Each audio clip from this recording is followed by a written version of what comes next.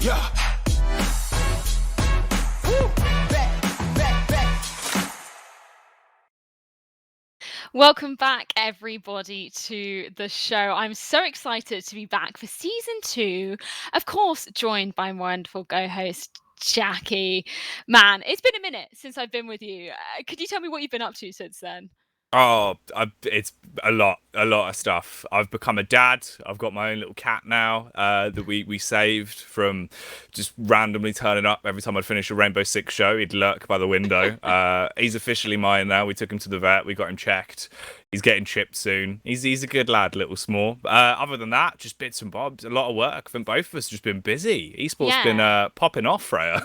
It has been a busy summer indeed. I want to ask you about Rainbow Six as well, because you've obviously you did the LATAM Major as well. How was that? Yeah, it was good. That was actually really fun. Obviously, me and Ace grinded it out. I think it was 3 best of 3s the first day, 2 best of 3s the day after, and then the 1 best of 5 final, where NIP literally just walked away with it in minutes. It's probably the best of 5 I've ever seen in like the past 6 years of just competitive gaming. It's ridiculous. They absolutely took them to the cleaners and pretty much broke the FaZe roster.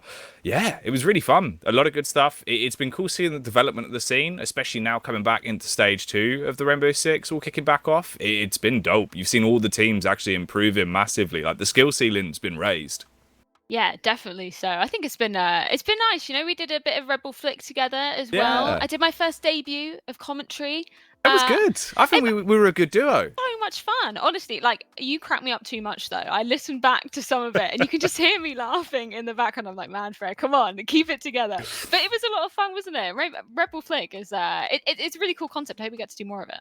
Oh, dude, honestly, I had a lot of fun with that. That was a great show. We get to see, oh God, was it James getting stabbed? Or did James stab someone? I remember the knife play. That was He stabbed Anders quite a lot. I think it was 2 or 3 times. Yeah, I know Anders has never lived that one down since then. So yeah, quickly moving on to obviously our topic of the day today, which is going to be frag movies. And we were talking a little bit about this in the content episode that we did, I think it was a couple of months ago, which Vital was on as well. He's coming back as a wonderful guest today as well. He's going to be our first guest. But speaking of frag movies, just a little bit more in depth, I think, you know, we were talking about it in that content episode. And I think there's enough to, you know, be talking about with that, with the history within esports, that we decided we're going to do an entire show on it. And we've got a load of special guests coming up today as well. I'm wondering from your perspective, Jacky, are there any particular frag movies that you would say are your favorites or sort of stayed with you throughout your esports career? Oh, 100%. The Release Frag movie about Daniel Release Molen, the UK Counter-Strike source player by Frank Garnett Welsh. Quite literally every LAN I've ever played at, I'm pretty sure I've played that at least once before, like either a bracket game or a group game, just to try and get myself hyped up. I've probably watched that frag movie at least like 1,000 times. I love that. It's so interesting though, like looking back at some of the old frag movies. Like personally, I grew up as a console kid, so I was very much into Call of Duty. That was, you know, that was the thing me and my dad played together. It was fantastic. I absolutely loved it. But sort of getting introduced when I was sort of 15, 16, I was sort of making friends with other people, got my Xbox Live pass, which was fantastic. And that's when I sort of got introduced to the idea of frag movies. So that's the sort of area that I come from, is watching Call of Duty, where everything Like was COD really clips. hectic. Exactly. Yeah. And it was really crazy edits and stuff. And I've been looking back on some of, 1.6 montages that I never really watched in the moment. And it's actually really interesting to look back because there's so much development that's happened in the scene since then. Oh, I think like it's also, you see the difference in styles in like what people's taste in music were at the time. Like every game had a kind of different editing scene as well, where like CS, especially in Source for a little while, it was super like grungy and like rocky and metal for a while. And then COD was just like first to adapt the dubstep, ran away with it. It was all like super fast edits. Like you can see like a clear divide in how like music taste affected editing. It's cool. It's awesome stuff. Have you ever tried editing some of your own clips? I feel like we've all done it. We've all got fraps out. We've all recorded ourselves doing a little bit of this and that. Tried to edit. Mine were terrible. Oh, dude, I've edited quite a bit. It was always something that I thought was really fun, especially because at the time when I started playing CSGO, it wasn't great at the start. I found it was way more enjoyable to just edit and pretend, because at that point it was like, it doesn't matter if the game's not as good as Source. I can just edit and have fun. And then it slowly got better. And at that point I was like, you know what? I'll stop editing. I'll move into playing. Well, we had a little bit of a treat as well, didn't we? A couple of, well, actually, it's been a minute. We came up with this idea of the Fiverr Frag movie challenge. I think we recorded it about 10 days ago. There's a lot to talk about with this, a lot of stories, a lot of peaks and troughs coming into this. But it was interesting to get to sort of see some of the other Frag movie editors that are out there and what they're offering, because there's a lot on the market on Fiverr, isn't there, Jacky? Oh, there is. We were there for a good 45 minutes, right? Of scrolling through, debating who we were going to choose. There was a long list of talent. There was indeed. Hopefully, we'll be able to get into that. We're going to actually get some of our guests to be reviewing some of the clips that our Frag movie editors have made. So we've had, I believe we did 3 clips, didn't we? We did them all at different budgets, which is going to be interesting. We're going to go from the lowest to the highest. And of course, we'll be able to get into that very, very shortly. But just speaking about the sort of theme of the show today, obviously being Frag movies, is there sort of any developments that you've seen? You sort of touching on music there.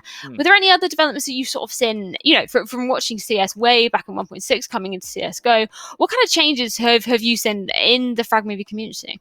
I think across the board, we've seen people just getting better and having easier access, I should say, to the tools to be able to make like high quality Frag movies, right? Because everyone's kind of on a level playing field now where it's super easy to buy a license for Vegas. Like Humble Bundle basically gives it away for like no money all the time. So anyone can pick it up and just jump into editing. There's so much content on YouTube now, especially compared to like back then, where if you don't understand how to do something, you can just look at it and go, oh, all right, that's how you make that sort of transition and jump in. So it's cool. I think the bar like across the board is just way better for editing, but we've got those extra nuances we never had, like where source filmmakers really popular, where you also get people that will edit literally in like Unreal Engine, like the Nikki 3D movie that came out, right, where it was pretty much just all made in Unreal Engine and just a little bit of just recreating Counter-Strike clips, stuff like that you just never would have had. And it's like, this is ridiculous. Like, how do they even do this stuff?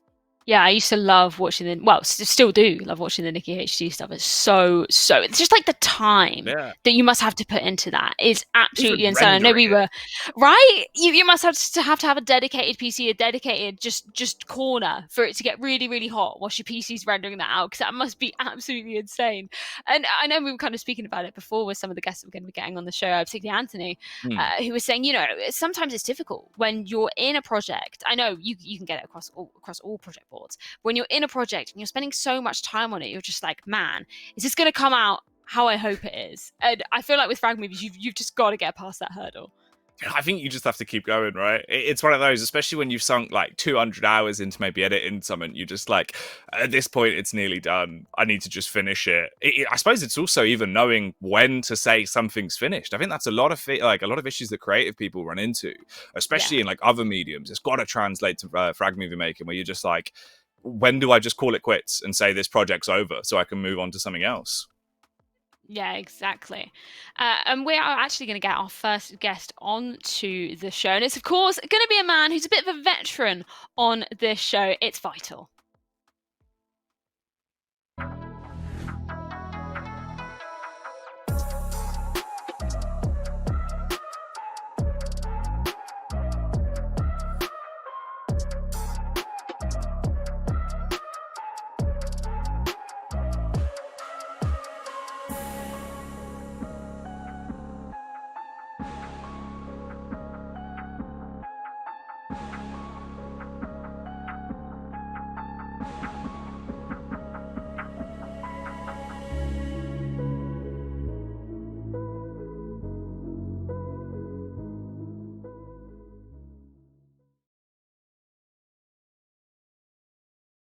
To joining us on the show once again, man. Thank you so much for taking the time. What have you been up to in the couple of months since I last spoke to you?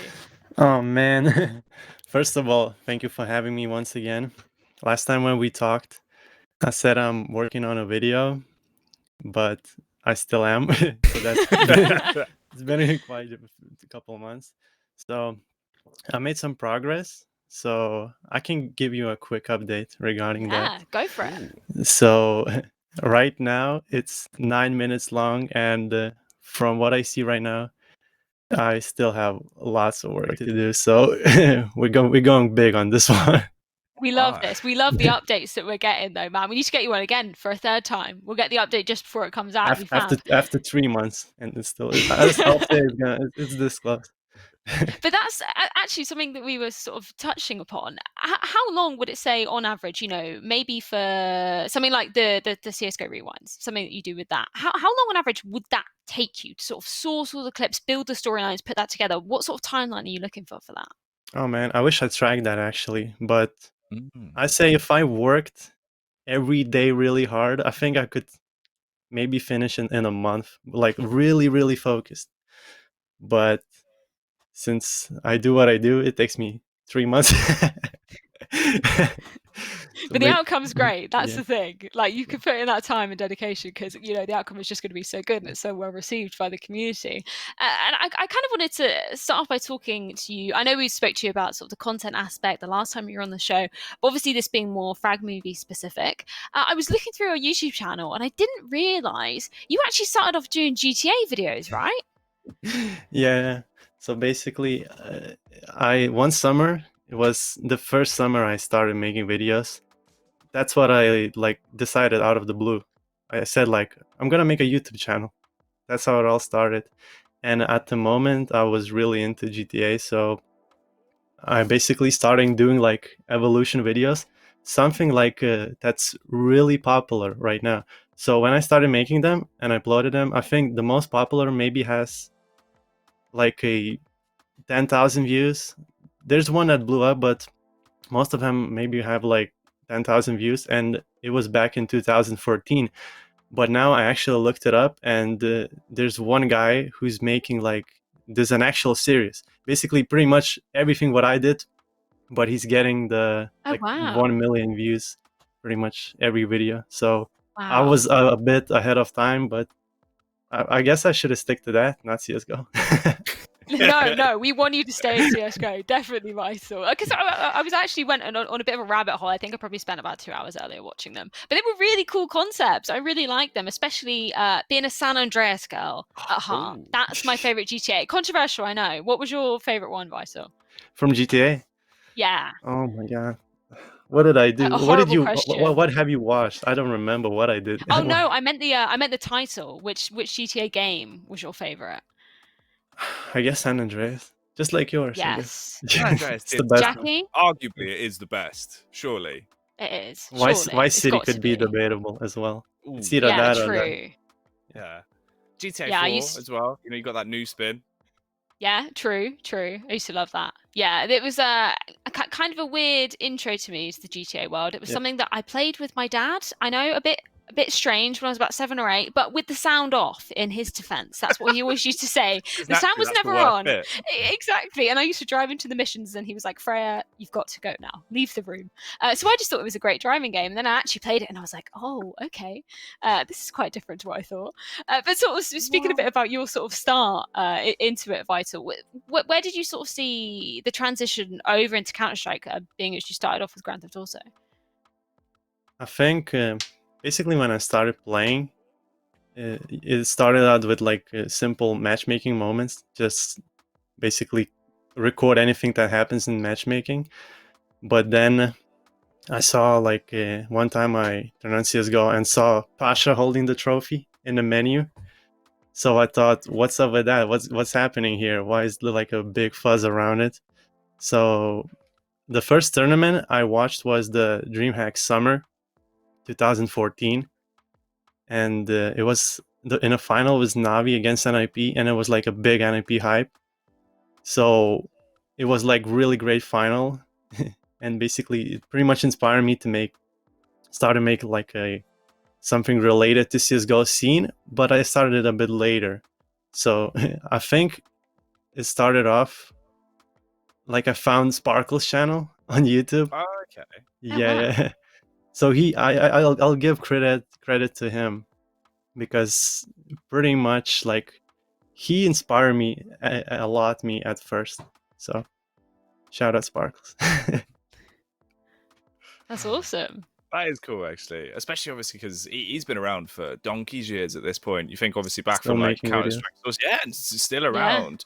Around, man. I think as well, what's interesting with that, Vital, though, coming into CS, was it more just the ease of access where you also, like, in a lot of games, right? I think the reason why we saw like people jumping on to getting into movie making is because when Black Ops came out and they added like theater mode, it made it so accessible. Is it with CS literally just the fact as well, you have demos, you've got the ability to get a little bit more out of just that normal gameplay? Is that something that you kind of got on with and was like, all right, there's a lot I can do with this?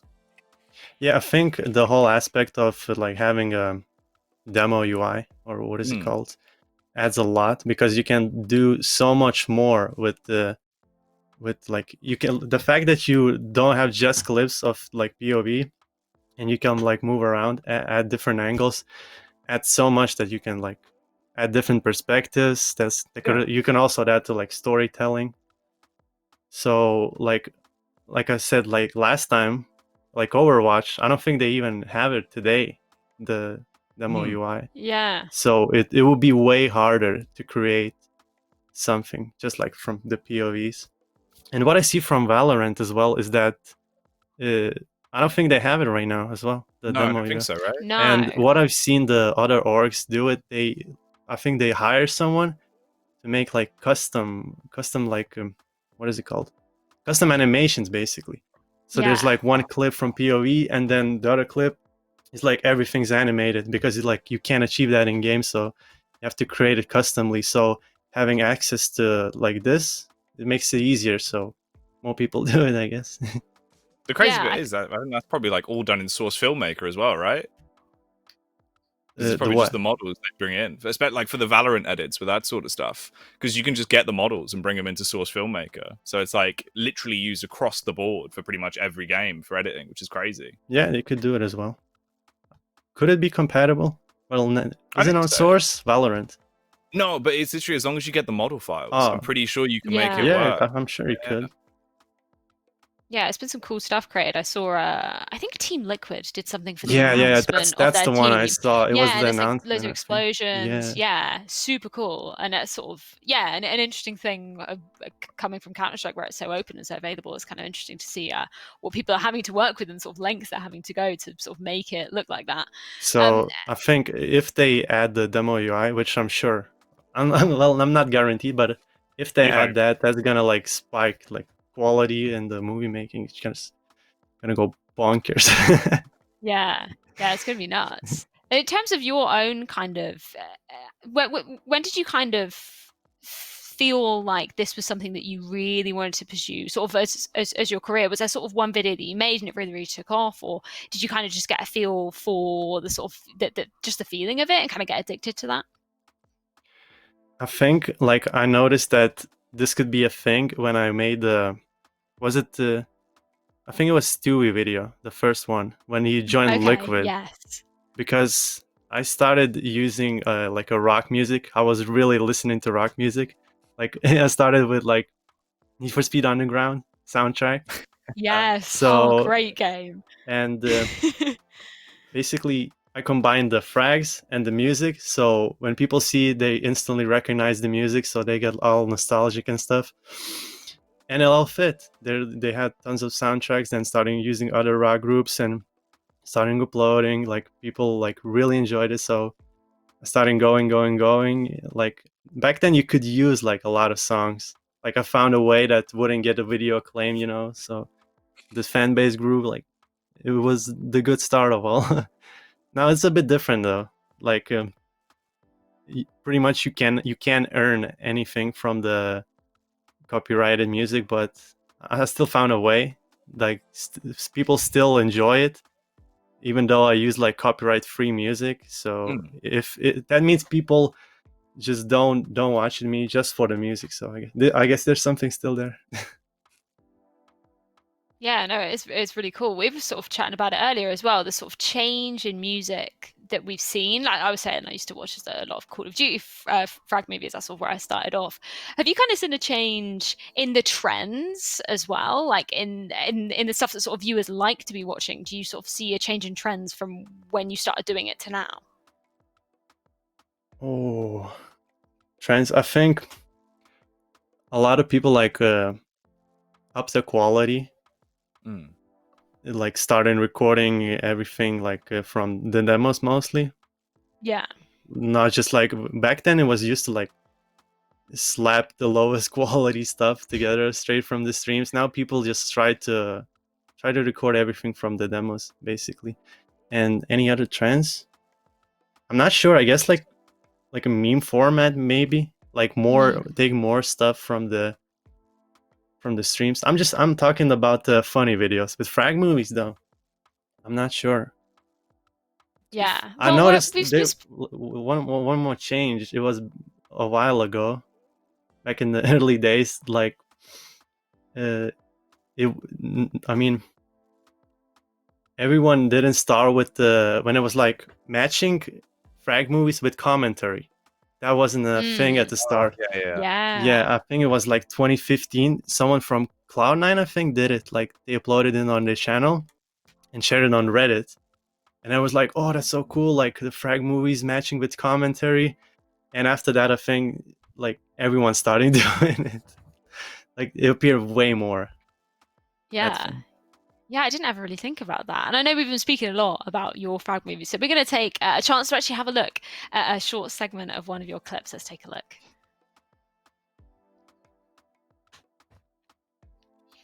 Oh, we're going to take a look at one of Vital's clips, hopefully, if we can get it up. Let's see if we can get it. It's coming. We'll get there. It's on its way. Oh, it's coming. It's on its way. Yeah, It's on its way. loading. Slow internet. All It's the a way big from one, that's Lithuania. why. Okay. Slow speed. One day, I don't know how it's going to happen. I don't know what circumstances. One day, Simple is going to play for Na'Vi. It has to happen, right? Simple has today joined Na'Vi, not as Finn said. Nitro does have a Molotov and another smoke, so it could be really rough for Simple to actually get through this. He's going to throw the AWP in. Oh my god! Simple, what is happening? Through the defuse, it's a championship inside smoke! Na'Vi! Flavey's been doing big stuff, and Simple needs to deliver as well as they start to bring in the pain from Connector. Simple, can he face it time? The bomb's getting planted! He's shot it down, man! They're going to win the round! They've stolen it from the clutches of defeat! That is disgusting! Now in 2v1 situation, seized up on the bomb, 7 points of HP left, and it's a matter of time! 16-0, Mouse Sports! 6-0, boys, yeah, shit happens, but we just need to keep our heads like this and move forward. Move forward. He only has the CZ. He's got to nail Rain. Wow. He's got to get the gun. Now that he's got the gun, and with Guardian on 6 HP, this could be brilliant. Guardian reveals that he's coming from Ivy. Low HP. Easy from Simple! And he nails Nico!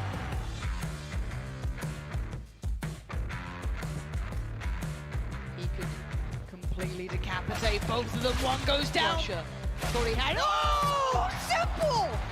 What is that? So arguably the best CIS player has joined the best CIS team and one of the best teams in the entire world.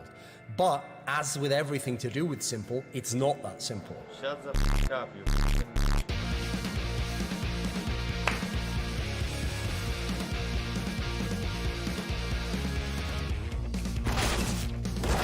Oh god, okay. That shouldn't be happening. That shouldn't happen. There should be a kill there for playing that, but Simple just seems to be on another level right now. And Simple needs to get the hell out of there. He's got the AWP. If he gets this up, there's a chance he gets up the round, but he is spot on as usual. Simple. Oh, what the hell? God! Oh my god, it's a Simple, yes? You know. And that's number 5. Of course it is. Oh my god, that's ridiculous from Simple! How on earth has he done that? Oh my god! What is that transfer on the 3rd and Simple hit Cirque as well? Oh my god! The player jumped straight into a bomb planted. Simple yet again misses the shot this time. And he turns around. How does Simple win these? How does he do it every single time? Man, I'm not joining Face Club. 14 seconds, they've got to get out. Simple gets only one in return. And he goes away from default because he doesn't want to get naded. He also knows there's a flank. and he also knows he needs position. Whoa! He actually gets the first one. He's got a chance. He knows Alu's up close, and he sneaks around. Oh, that's what we like from Simple.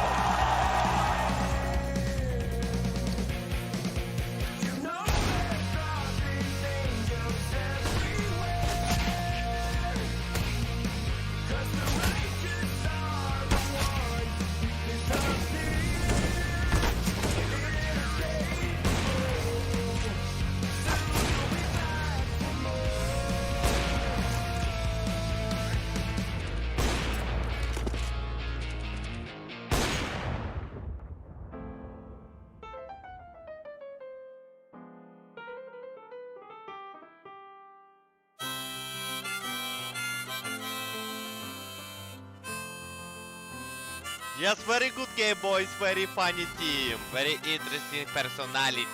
Very enjoyable spend of time. Navi hoped to give the local fans a nice big Christmas present of a championship, but in the end, when they looked in the box, all they found was a big fat L. It's 9 o'clock on a Saturday. The regular crowd shuffles in. There's an old Has to be one of my favorite videos of yours, Vital Man. It's so good. I was literally just saying during it, like, it must be hard to select some of the clips for Simple sometimes because there are literally so many from him. Yeah, that's the point. Like, he's the highlight machine, so there's like you could make this kind of video like every 3 months basically. Because it's crazy actually. I think you can like go on Reddit every other day and find it either from the pro matches or like from his stream. He's that good. He is. So this is the sequel to my like first video.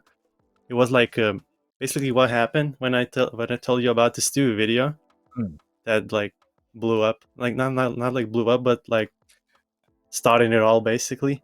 Yeah. And this was, I think this came after like the first part about Simple. So like it had a huge like impact on the direction of the content that's gonna move forward.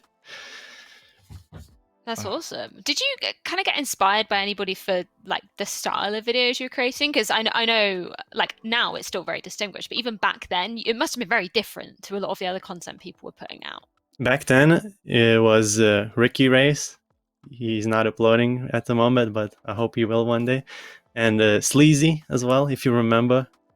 He's from Australia and was making basically about the Australian teams. Like we were 3 guys at the start that started making these videos. And that's awesome. Yeah, so basically also Navi's like one of my favorite teams to make a video about, because they have like on their YouTube channel, the Navi official channel, they upload like vlogs of their teams, like similar like Liquid. Yeah, so there's like, and they're really so good much footage to play with. Yeah, and there's like a lot about their players, what they do behind the scenes, so you can take a lot of that footage and like use off context if you want, you know. So something happens and you can add like reactions. Also like Simple streams a lot, so you can, for his videos, like you seen, like I could use something from there. So if pro players stream and they appear in any behind the scenes stuff, it's so much easier to make something interesting about them rather than just using something from like official games. And you know, you see the like only see their webcam for a bit and that's it, you know. You could add like show their personality as well. Yeah, has it kind of changed with this sort of era of COVID? Which, like, don't get me wrong, it's obviously amazing that we can still do these tournaments online. But do you kind of have a little bit less access to, you know, the sort of B-roll footage we see, as you were saying, the vlogs, the teams going around? Has it made it? Have you kind of had to adapt the videos that you're making sort of around the situation with no LANs going on at the moment? Oh yes, I noticed. Like the only real life footage I've seen of the pros pretty much was like they're sitting at home, like doing some kind of reaction to the play, and that's pretty much it. Nothing else is happening. Only like maybe like interviews, and they've been sitting at home. Yeah. Yeah. We'll see how that goes. Yeah, hopefully we'll go back to lands very soon, fingers crossed. But obviously we've seen how you can edit an incredible player in Simple. But we set you a bit of a challenge, didn't we, Jacky? Vital, you actually had to edit some of Jacky's plays. So we're going to take a look and see what you made of them.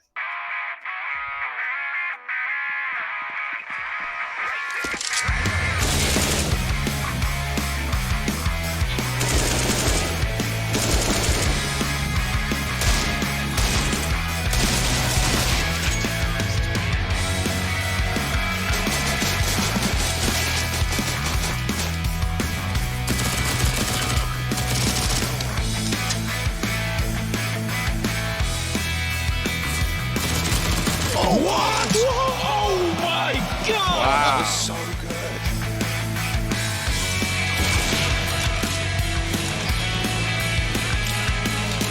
Wow. That was so good.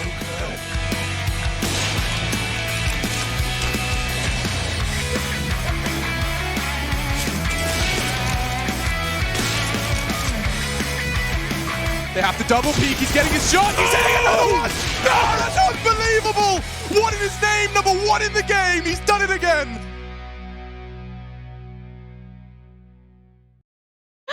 Jacky, could I just ask, where on earth were you when you were flexing the guns, getting the smoke grenades out? So we were doing a paintballing game. It was like a promo video for a Gfinity like CS tournament like years ago. But I just had the video saved, so I thought it was funny. But I mean, I didn't expect it to be used in such a good way. I think that was even better.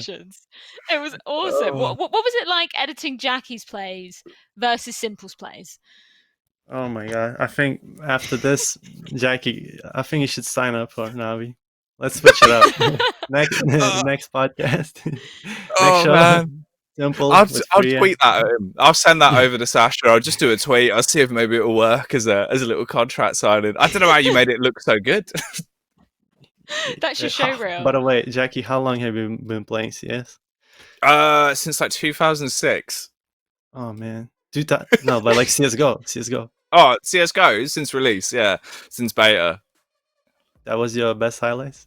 Oh no, that was literally like the last couple of games of matchmaking I had, where I was like, all right. Okay, I was worried there for a second. I could see the concern in your face, like, damn. because I had to try really hard to make some of the plays look good. No offense. To be fair, I'm not surprised. I was literally sat there like, I have nothing. I've just looked through like, we'll make it work. There's like 3 games of MM. We'll send them in. Well, you made him work. Definitely Vital. That, you know what? That was everything I could have wanted and more. And I'm so glad I didn't send over any of my clips because they would have been even worse. So I'm sure we could have worked something out. I'm sure. Well, maybe for the next episode, I'll trawl through my hundreds of hours worth of games, and there will be exactly 2 highlights that will come up. That was incredible. But we were talking about earlier the Fiverr Frag movie challenge that Jacky and I set. We were speaking about how we went onto Fiverr and we found 3 frag movie makers, all at different budgets, all with slightly different tasks. We did select mostly ZeRoQL clips, didn't we, Jacky? But there were a few memes that came out. There was some behind the scenes like context. We kind of pushed them in a certain direction. A few of them were interesting suggestions, I think. Well, we'll get to see exactly how they played out in a little bit, but we're going to give you a bit of a recap and see exactly what challenges we set these Fiverr Frag movie makers in this short video. Should we do a clap so we have a point? Yeah, let's do a sync, right? All right. Okay, go.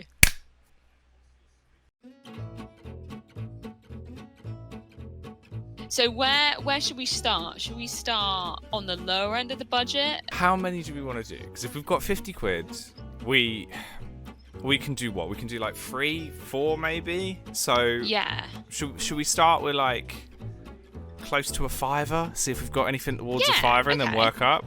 Let's see what he's got. A highlight of your greatest clips with good flow and effects. Other not available. Ooh.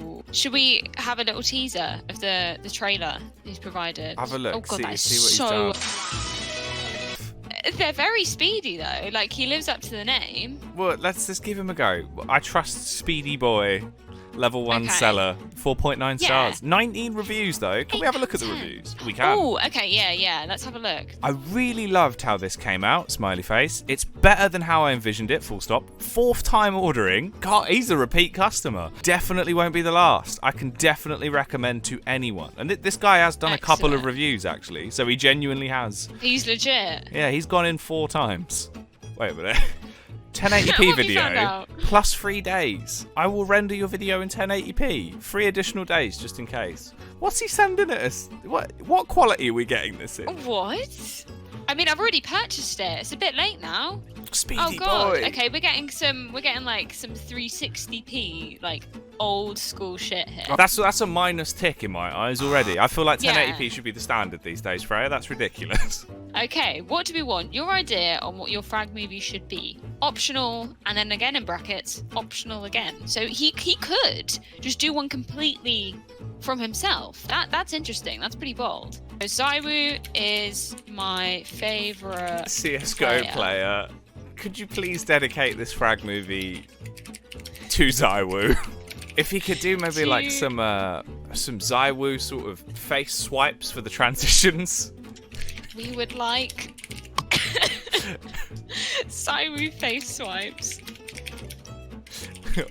or a close up onto player ZeRoQL. He's just like, who's this ZeRoQL It's guy? gonna be like, who is ZeRoQL? Yeah. What comes up if you do just Google ZeRoQL? Alright, he is the first ZeRoQL's- result. Okay, that's good. That's good. Just in case he's not too familiar. Yeah. I would hope he's familiar with it. Hope so. Especially ZeRoQL. Yeah. We would like ZeRoQL face swipes for the transitions or close-ups of ZeRoQL's face. Yes. Brackets, And then thank a you. little thank you. Yeah. This is where it gets really interesting. So, would you like to insert your own music to your own liking? We've got 3 options here. Yes, we will give you their own music while choosing. No, and you are able to use any music specifically that isn't anime music in your library. Or, no, you are able to use any music, including anime music, So in your library. he's a big anime fan. I'm learning so much about him. Also, in the Okay. message, just put, by the way, I'm also a big fan of anime. just add that in. Anyway. And so is ZeRoQL. Right, there we go. We're going to have to tweet him and ask. Shall we try and go up a tier? If that was like a tenner, should we see if there's like a 25, 20 quid sort of mark? Oh, what about Hogwash? Let me link you. Oh, she can't Oh see yeah, it. here we go. Hogwash 123. Yeah, I think the colours are very nice. His stats are looking good. He normally responds in an hour. Last delivery took Oh. 4 hours. That's pretty fast. I feel like he could offer He us something features good here. dank memes. This is great. Wait, he features dank memes? Yeah. You don't get to see the whole frag movie, but the teaser, I'm intrigued. We need to explain to him that, Henry G has been such a monumental pillar of our lives for so long, and that we want to make a frag movie that we're personally going to leave outside Henry G's house on a USB stick, and that it's up to him to make that come to life. 5 CSGO clips. We've only got one Really? for you. 5? I mean, to be fair, we could give him all of the Oh. ZeRoQL clips. We could just give him 1 ZeRoQL clip and then 3 clips of Henry. Yeah, okay, right, let's find some Henry clips. Let's get some. Yeah, I've got one in my head that's when Henry is imitating Thorit. That's a good one. One of my favourite ones. We could also, I feel like if we end it on the Henry kissing Matt clip, I reckon that's the Yes, hard cut. yes. Some fireworks at the end. So we're actually going to put in more Henry clips than we are actual There's only frags, but one. I'm not mad. No, there's only one CS clip. Right, so what do we want to request? Because I feel like the words are quite important with this one.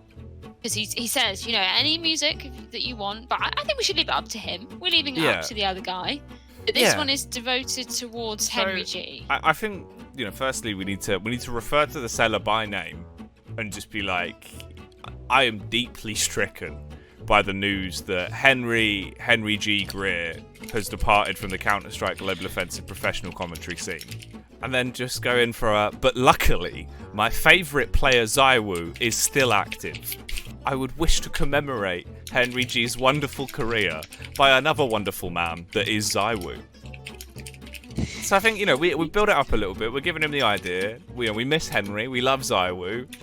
We're trusting him to commemorate and join those two things together in a frag movie. I entrust you with the duty of commemorating. I can't spell. I have a fucking English degree. Commemorating his legacy with this frag movie. Right. Do you know, like, who Henry's favourite band is, or any sort of music loves that the he Smiths, listens to? doesn't he? He does love the Smiths. He loves the Smiths. Henry G loves the Smiths. And then just put brackets, massive Smiths fan, close brackets. Start order. Great. There we go. Excellent stuff. So we have £23 left. Okay. That's manageable. I feel like we could... Yeah. Let's find whoever's closest to that and give them the money. This is my we'll do a favourite funny Fortnite edit. clip. Lovely. Oh, who's that? Who's offering funny edits? I will do funny video editing or frag movies montage for YouTube. I mean, that's almost perfect. That's pretty much Twitch, but... Yeah. With experience in editing for many YouTubers. For millions of subscribers. Millions! Has he spelled subscribers wrong, or is that subscribblers? It does look like subscribers, doesn't it? I don't think there's a... I think that is an L, definitely. Insane copyright-free trap music with bounce effects, gorgeous colour, edits, and more. Lovely. Oh, engaging face cam zoom-ins! This is what we need! This is the guy who is going to give us those crispy zoom-ins of ZeRoQL. He also takes up to 15 minutes of footage provided, so we can give him everything. Okay, one problem. No reviews. That is true. I mean, look, he's not going to scamaz us because he does video editing for YouTubers, some with millions of subscribers. You can count on him to deliver something professional and enjoyable. Just look at the ratings. Just look at the ratings, Freya. That's persuaded me. This is it. Why are the prices so... His question 1 is, why are the prices so high? That's it. I think we've been fucking scammed. What? This is all I'm getting. The seller needs the following information to start working on your order. Question. Why are the prices so high? That's it. That's all there is. Have we been scamazed? 21 quid. Freya, he literally makes videos for YouTubers with millions of subscribers. With millions of... That's what swayed me. Well, I'm excited for the 2 others, even if this did, you know, unsweeten the experience that I've had on Fiverr so far, because it's been brilliant. Other than that, I think... I'm very excited. I think we did well. I'm excited for the Henry G content. We're building a real Colossus here.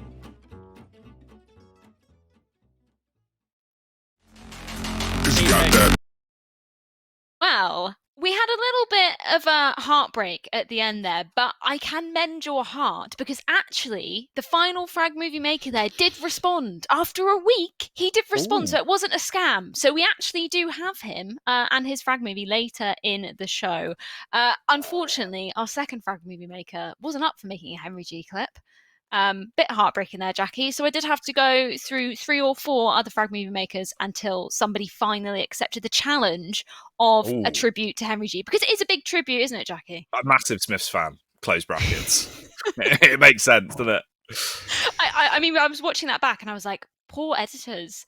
They must have received that and just thought, what? It was like 40 minutes of just raw footage of your monitor and me just recording Discord, and that was it. It was just like, here you go. It was certainly interesting.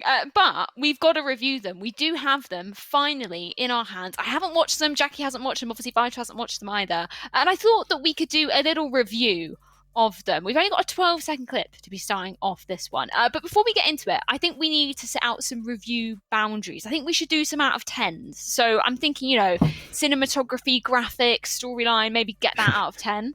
sound and audio, because obviously there's a lot Yeah. of music coming up. Maybe do that out of 10. And I think we should do, just so we make it a little bit fairer, maybe do like a value for money as the Yeah. end one.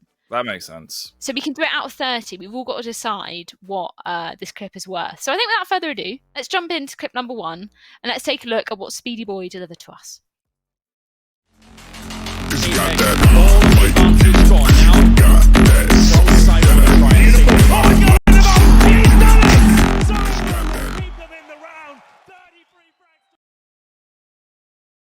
Okay, so it was very speedy. He lived up to his name there. I did like his little zoom-ins on ZeRoQL. I think it was it the Major or ECS Season 7? Well, I think it was ECS Season 7. That was ECS, in his right? Vitality. Yeah. I do quite like that. That was cool. Do we want to go again? Do we want to have one more look? I think we should go back and we should appreciate that again, yeah. Okay, let's have one more go. Let's take another look at Speedy Boy.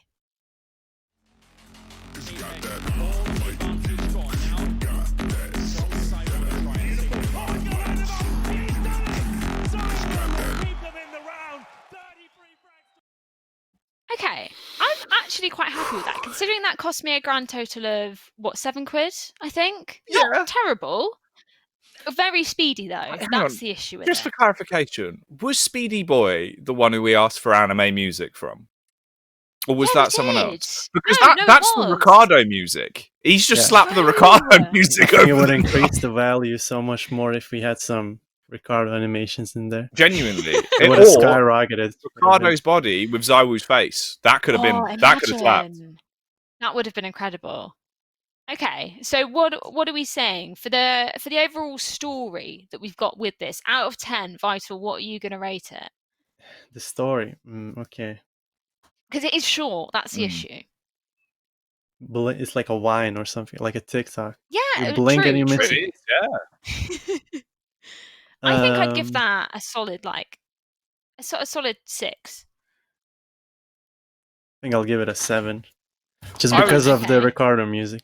Yeah, I was going to go for a 7. I feel like it's very short, but for what we got, it was all right. About £1 a second, it worked out. Yeah, not too terribly then. In the end, are we going to go? So, are you giving that for the visuals? Is that what you're giving it, a 7? The visuals, no, they were dope. That's a 9, or even 9. a 10. Okay, right. Yeah. Let's give him a 9 for visuals. For audio, what are we thinking? Because the Ricardo music, yeah, it's 10. Pretty good. It's alright. Probably a 10, yeah. 10. We don't need to man, ask. he's getting high scores. And then what are we thinking? I mean, value for money wise, if we're going to do that, he's got 19 already out of 20. So I don't know. Another 9 value for money. I mean, it is short, but it was quality, not quantity. Yeah, 12 seconds. 12 seconds. If we had a scale up to 12, it would have been 12, 12 out of 10. Okay, I'm going to put that as a 10 then. So actually, he's got 29 out of 30 already, and this is the first one, and he was the cheapest one. Oh man, I think he's done well. I think he impressed. Like, it wasn't anime music, but to be fair, Ricardo is basically a living anime, so we'll let him off. I think the edits were super smooth. Like, the transitions are actually really nice. He did super well on that front. You can see he does know what he's doing. Yeah, true. It's going to be extremely hard to top that off. It is, and and we're starting with the low one as well. Jeez. That's the thing. I mean, hopefully uphill, Vital. I'm hoping we're going to go on an upwards trajectory. But yeah, the second one's going to be interesting, as this was a very quick turnaround. We'll obviously be looking at it later with one of our guests. But it was a very quick turnaround on this one, considering how many people said no to doing a tribute to Henry G. Which I think, if they're going to be watching this and they'll see this, they'll be gutted. They had their chance to get on here. And for Henry to maybe see it, Jacky. Henry might at some point, block whoever tweets it at him. That would probably be the outcome. Maybe he's watching right now. He could be. You never know. You never know. I mean, in terms of sort of your advice, maybe Vital, for sort of up-and-coming frag movie makers or just editors in general, is there any sort of words of wisdom that you give somebody looking to sort of get into this field and start creating videos? I guess trying to come up with something unique. Like if you can invent something that would be different, something like your style, you can bring get a huge audience. Because I saw one guy, it's like a small editor right now, just starting off YouTube. He started making a highlights based on the classic tracks. So there's a classic song, and it was simple highlights. and like he matches it with the like shots with the music, and it like looks really good. I haven't seen anyone do it before, so it's like unique style basically. If you can bring that, you can like build an audience from that. Yeah. Yeah, exactly. I think we've actually got some questions from the chat as well. I'm just going to drag them up 1 second. Oh, actually, this is a really, really interesting question. How has streaming changed Frag movies? I know we kind of touched on it a little bit, but sort of from a wider perspective, how do you feel that streaming's changed Frag movies? Like the players that stream? Yeah, I guess like maybe access to it, like access to the clips that you can kind of use within your Frag movies as well. So like when the pro players stream, Yeah. So I mentioned before, like you can add like take something from their streams, basically like add their personality as well. So like if something happens, they can react just like I do basically. Like you can add, they get insane clip at the pro game, and then you can put something from their stream, you know, not just like a camps from official games. So pretty much that. Yeah, it's cool to always have sort of access, especially with players like Simple, like we were saying earlier. Is there a particular player that you really, really like making sort of montages out of as sort of a player that style you kind of identify with and you really sort of enjoy just compiling their clips together? Well, obviously Simple. And who else? let me see. And me, of course. Oh yeah, Jacky, of course. How can I forget? I think a lot of AWP players. Wait, who is it? Let me think. Who's really good with AWP? Range, I suppose. Zywoo, yeah. Yeah. I haven't made Guardian a Vitality video. Yeah, Guardian as well. Because like you could do a lot of cool things with the AWP highlights. Like add any like effects with a scope, you know, makes it different when just like AKs or something. There's a lot of cool stuff you could do with the AWP plays. So it's all like really welcomed, and I think people really enjoy watching play so much more, from what I've seen personally. I also wondered as well, in terms of what you actually use to edit Vital, what's your preference? Because obviously I know there's a bit of a wide spectrum in the community of people that are super involved in After Effects and will stick with it. You've got the Vegas community. Has there ever been a bit of a change in your editing, just literally in terms of what you use to edit? Like in what exact like? Just in terms of, you know, programs you approach it with, if you came in and just sort of stuck to one, if you started with Vegas and always rolled with it, or if you've tried out different programs. Since 2014, I think I did only one effect with the Premiere, and just like, oh man, this is too tough. I think I'll ask someone else to do it if I needed anything, like any extra like tracking. Everything is Vegas since 2014. It makes sense. I guess I'll stick to it till the end, I guess. maybe I'll buy a new version of Vegas if they add something. That's the caveat. That's the switch. Yeah. Have you like sort of noticed a change in your own style as well since you first started creating, you know, just Frag movies and videos in general? Has there sort of been a switch up? Are there sort of things that you've discovered along your journey? Well, the big changes that I started recording everything as much as possible, like from the in-game, because I like used to do what, not gonna call out anyone, but like a lot of other YouTubers do, like download clip from Twitch and just like put it in. But I realized that you can do so much more if you like record your own stuff, get like different angles, because I mean the observers usually, like, it's very rare that you can get all, like, if there's an ace, it's very rare that like they can get all 5. So if you have access to the demo, it's so much easier. And also there's a big problem with streamers, for example. If you want to do like a Frag movie, and he has a lot of clips from their streams, like for example Simple, like he streams a lot and gets insane plays there as well. So I try to get quality footage and basically have limited time. If he, for example, played FPL, like that demo only lasts like maybe 2 months. So basically you have to grab it before it expires, or else you're left with the Twitch footage, and that's it. Well, it's been an absolute pleasure to have you on the show once again, Vital. Before we say goodbye to you, is there any sort of shout outs you want to give? Any sort of little tidbits of maybe a little surprises coming our way soon? Well, first of all, shout out to everyone who came to chat to see this, to watch this. And what else? I guess turn on those notifications. Wait for the next video to see what I'm up to. It's coming. It's coming indeed. One Thank day, you one once day. again, Vital, so much for joining us. See you later, brother. But I think that gives us a segment to be moving on to our second guest of the day. I'm very excited to get this next man into the channel. And of course, it's Anthony Perfetto. Oh, we've got a little bit of a delay getting him in here. But you know what? We can build him up a little bit, can't we, Jacky? Because this guy is the mind behind Echoes of Training. Well, all of the Echoes series as well, which is personally one of my favorite Frag movies. Definitely something that I think across the board, right? It's an acceptable statement to say brings the CS community together at least once every year. You always see people getting a bit antsy when it hasn't been released. Twitter starts to blow up. The longer it's been, the longer that overlap gets. You see everyone going in, just going, where is it? And at least we get to see the man himself this time. And we will indeed. We're going to get him up onto the show. Please welcome Anthony Perfetto.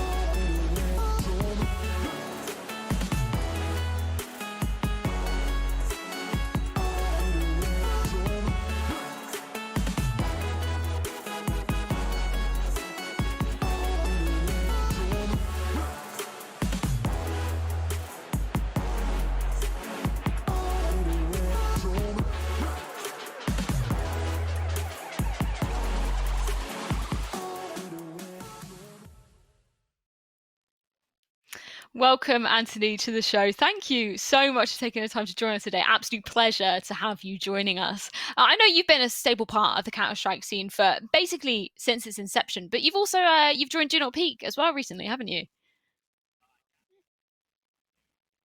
Production minds, you know, in the business. Scott Smith, Jason Baker, they are probably the two guys that have paved the way for modern esports production. So it's been an absolutely incredible experience working under them and editing for their company. That's awesome. How did that role come about? Did you kind of get in touch with them when the project was first starting up? God, okay, that's a funny story. So I have Daniel Hageline to thank for that. He mentioned electronic warfare, which Jason Baker's company back in the early 2000s created. And he mentioned electronic warfare on Twitter, tagged Jason in it, and I found out through some light stalking, don't tell him, that he lived in Arizona and he was opening up a company here in Arizona, which I live in. And I was like, oh, that's such a funny, what a weird coincidence. So I reached out to him. I was like, hey, that's so cool. You live in Phoenix. I was like, that's great. We should, hook up, see what we can accomplish together. And he's like, yeah, let me get your resume. So I sent him my resume, and the rest is history. It was a really cool, weird kind of way that the whole employment came about. But it was such a cool coincidence, and I couldn't be happier for where I'm at now. That's awesome. That's like a good match. Like it definitely feels like it's been working out for you. What's it like as well, just working in that environment with Scoots and just being around sort of those people, so many great minds that have obviously been integral to CS for so many years? Has that affected how you approach things in any way? It's so incredible. Jason especially, he's got such a creative mind. I mean, I don't know how he sleeps at night because his brain is always churning out ideas. So that's been really exciting to sort of see on a day-to-day basis. Just to see, he'll come into our weekly meeting or our daily meetings, and he'll be like, "I just thought of this. Let's give this a try. Let's start working on this project." And I'm like, Jason, I already have like 6 projects. Like, you want to add more to my plate? Like, come on, man. No, he's always got just incredible ideas, and it's so fun to see what he comes up with. And I love sort of being his right-hand man and helping him create those ideas and those visions. That's really cool. So what does your role kind of entail there? Is it really sort of just focusing on editing? Do you have a sort of creative input in terms of ideas as well? Yeah, I'm very fortunate that Jason trusts me. There is obviously we partner up and we sort of discuss the creative vision for our projects. But he trusts me a lot of the time. He'll give me just a skeleton structure of what we want to do, and then he'll let me have at it, and he'll see what I come up with, and then we'll make slight adjustments. It's really it's encouraging, and it really helps me. I've grown so much as an editor over the past year just by working at Do Not Peak. I've pushed my boundaries as far as like my editing knowledge and program knowledge. So it's I love it. I can't wait to see what the future holds. That's really cool. Yeah, it must be awesome to have that kind of creative outlet as well that gives you the freedom to sort of be deciding what you want to be working on, or sort of how you want to go into a situation as well, how you want to go into a certain edit. And I'm sort of interested to hear about your history and how you first actually got into making frag movies. Where did it begin for you? Oh my goodness! Oh, it feels like actually it was half a lifetime ago. I started in 2002 Oh when I wow. was 16, 15. I started in 1.5, and then when Steam came around, 1.6, and actually was more of a machinima director. So I would write scripts, and then I would act the scripts out using Counter-Strike models. And I used to combine that with frags and sort of make like a frag machinima movie. So I sort of that kind of kept me on a path towards just more dynamic storytelling with Counter-Strike and frag movies in general. And then after a while took a break. Priorities in life in general just got in the way, and then came back when my very good friend Daniel Hageline, he came back into CSGO movie making. He started showing me little betas and work in progresses of his current CSGO movie, and I fell back in love with it. Like, I don't think the love ever left. I think I always had that passion for editing. He just sort of reignited it.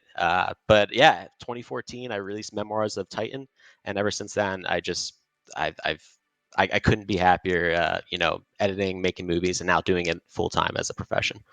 That's awesome. Especially like 2002, like as you said, that's such a long time ago. Like stuff Oh must my have goodness. changed so much since then, like just in terms of, how you're editing as well, the sort of software that you can use. Yeah, so the one constant that we've always had was Half-Life Advanced Effects, which was called Merv at the time, and it was created by Merv and Monkey, who then took on Dominic Tugend. His alias is Rip Pieces. He took him on as sort of the secondary programmer for the tool.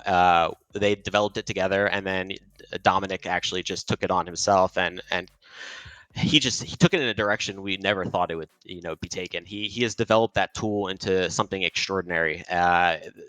So that has created more high quality movies than when we started back in the early 2000s. Back then we had to use our WASD and arrow keys to create like a smooth cam path, and we had to adjust different settings and speed increments and whatnot in order to get it just right. But now we have a program that does it for us. It's pretty much it's like a jib or a dolly, this Half-Life Advanced Effects tool. So it just creates it just refines the cam pathing and those cinematic shots for us. Whilst we're on the subject of being back in like 2002 as well, not even limited by just the software, but literally by the hardware, what was it like, of course, in terms of your machine? What was your rig like back then? Because I imagine, for a lot of people, it must have been a struggle to actually get the clips you wanted and then actually edit them. Yeah, I mean, sorry, my webcam is getting blurry. Okay, there we go.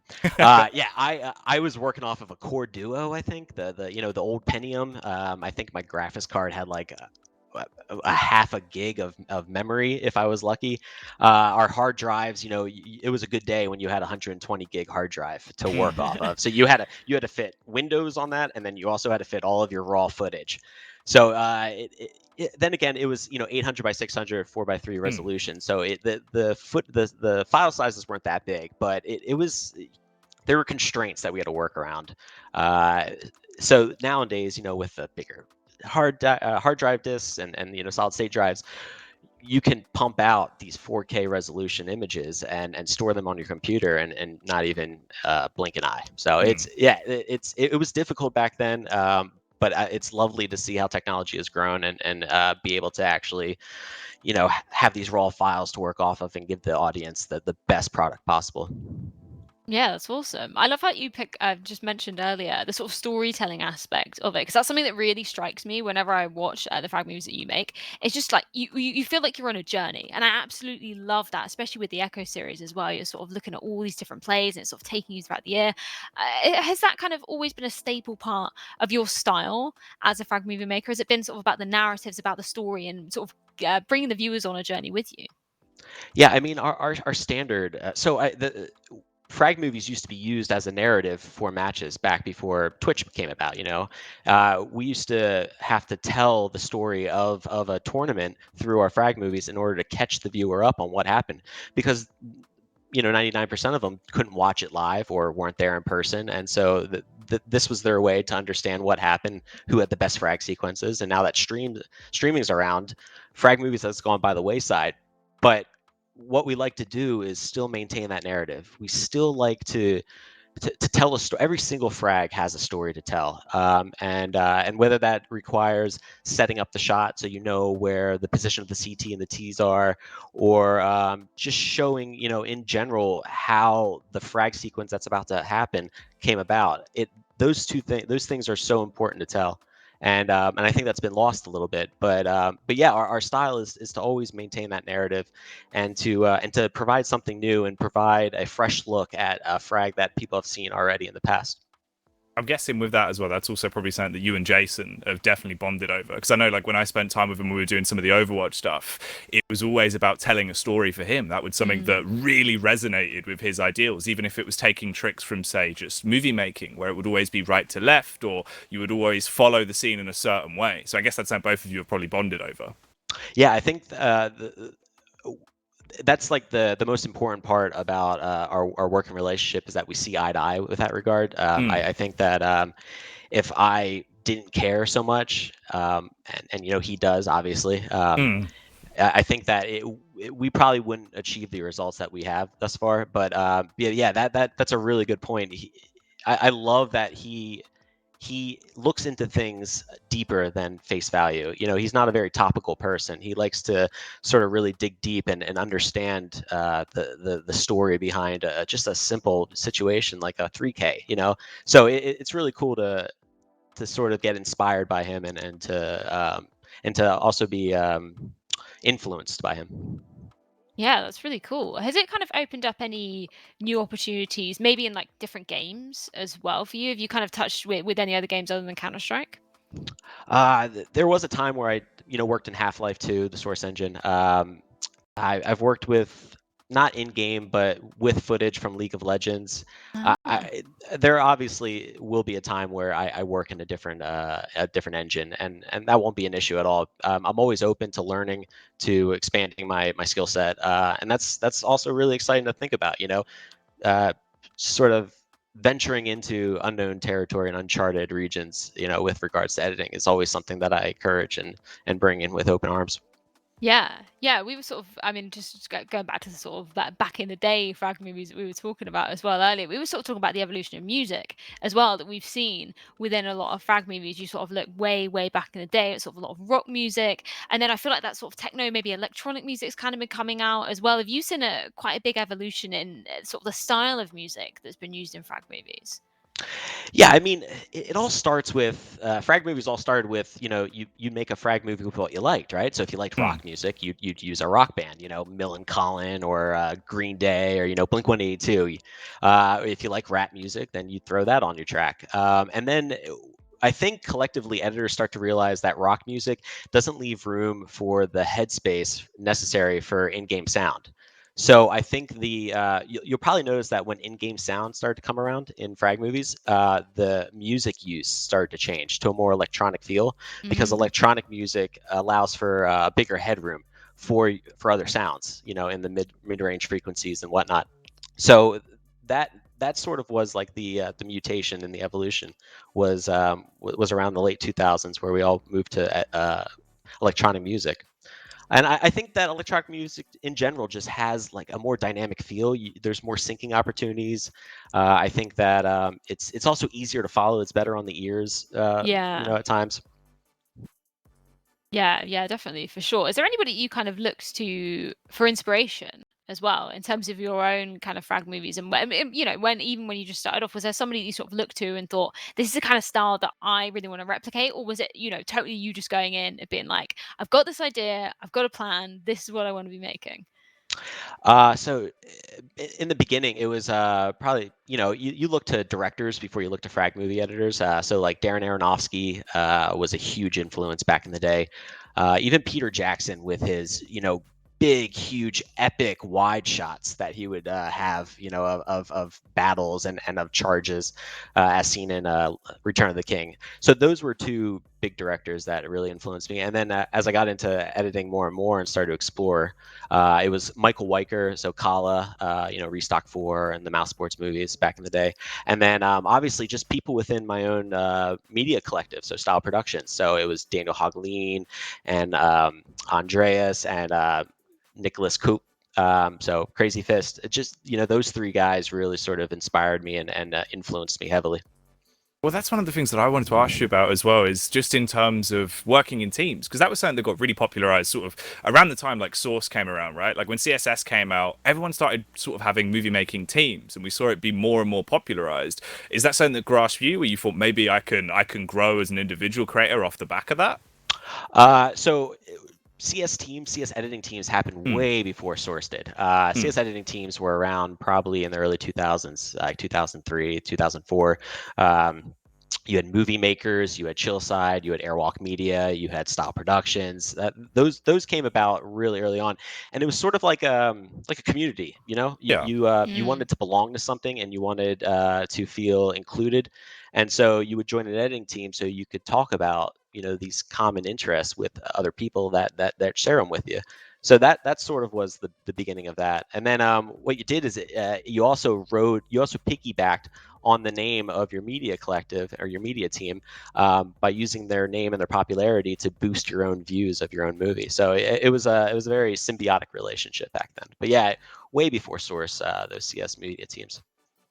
Well, we were speaking about it a little bit earlier. Obviously, echoes of 2019. This is like one of my all-time favorite frag movies as well. Just watching this is such a, you know, we were telling about such a storytelling experience, really, as well. It's awesome. We've got a little bit of a clip to share with you guys in the stream as well. So let's take a look at it.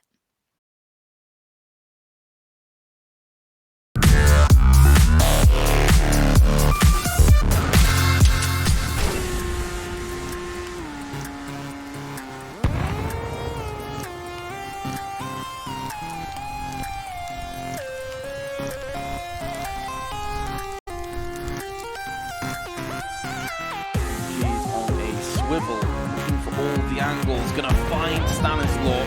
Carry's still at the back of the side. He hasn't moved an inch, hasn't budged a muscle. He's in the smoke. He is trying his best to repel this push. Oh my god! Tarek patience of virtue!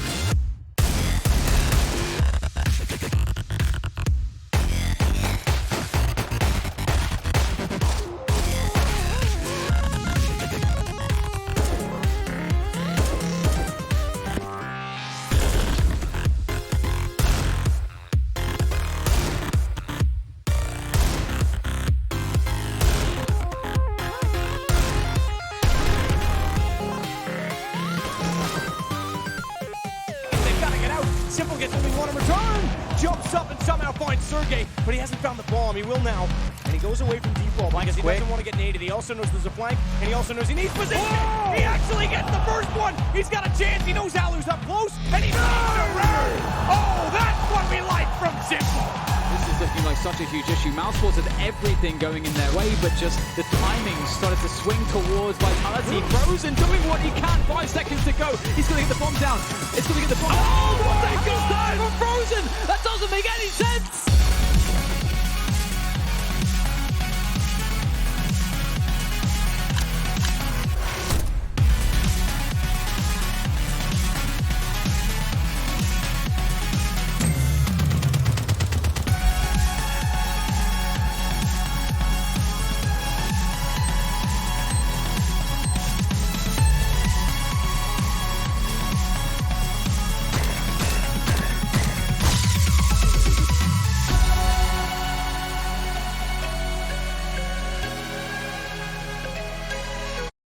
absolute favorite part of that has to be the G2 I'm the bomb, please defuse me.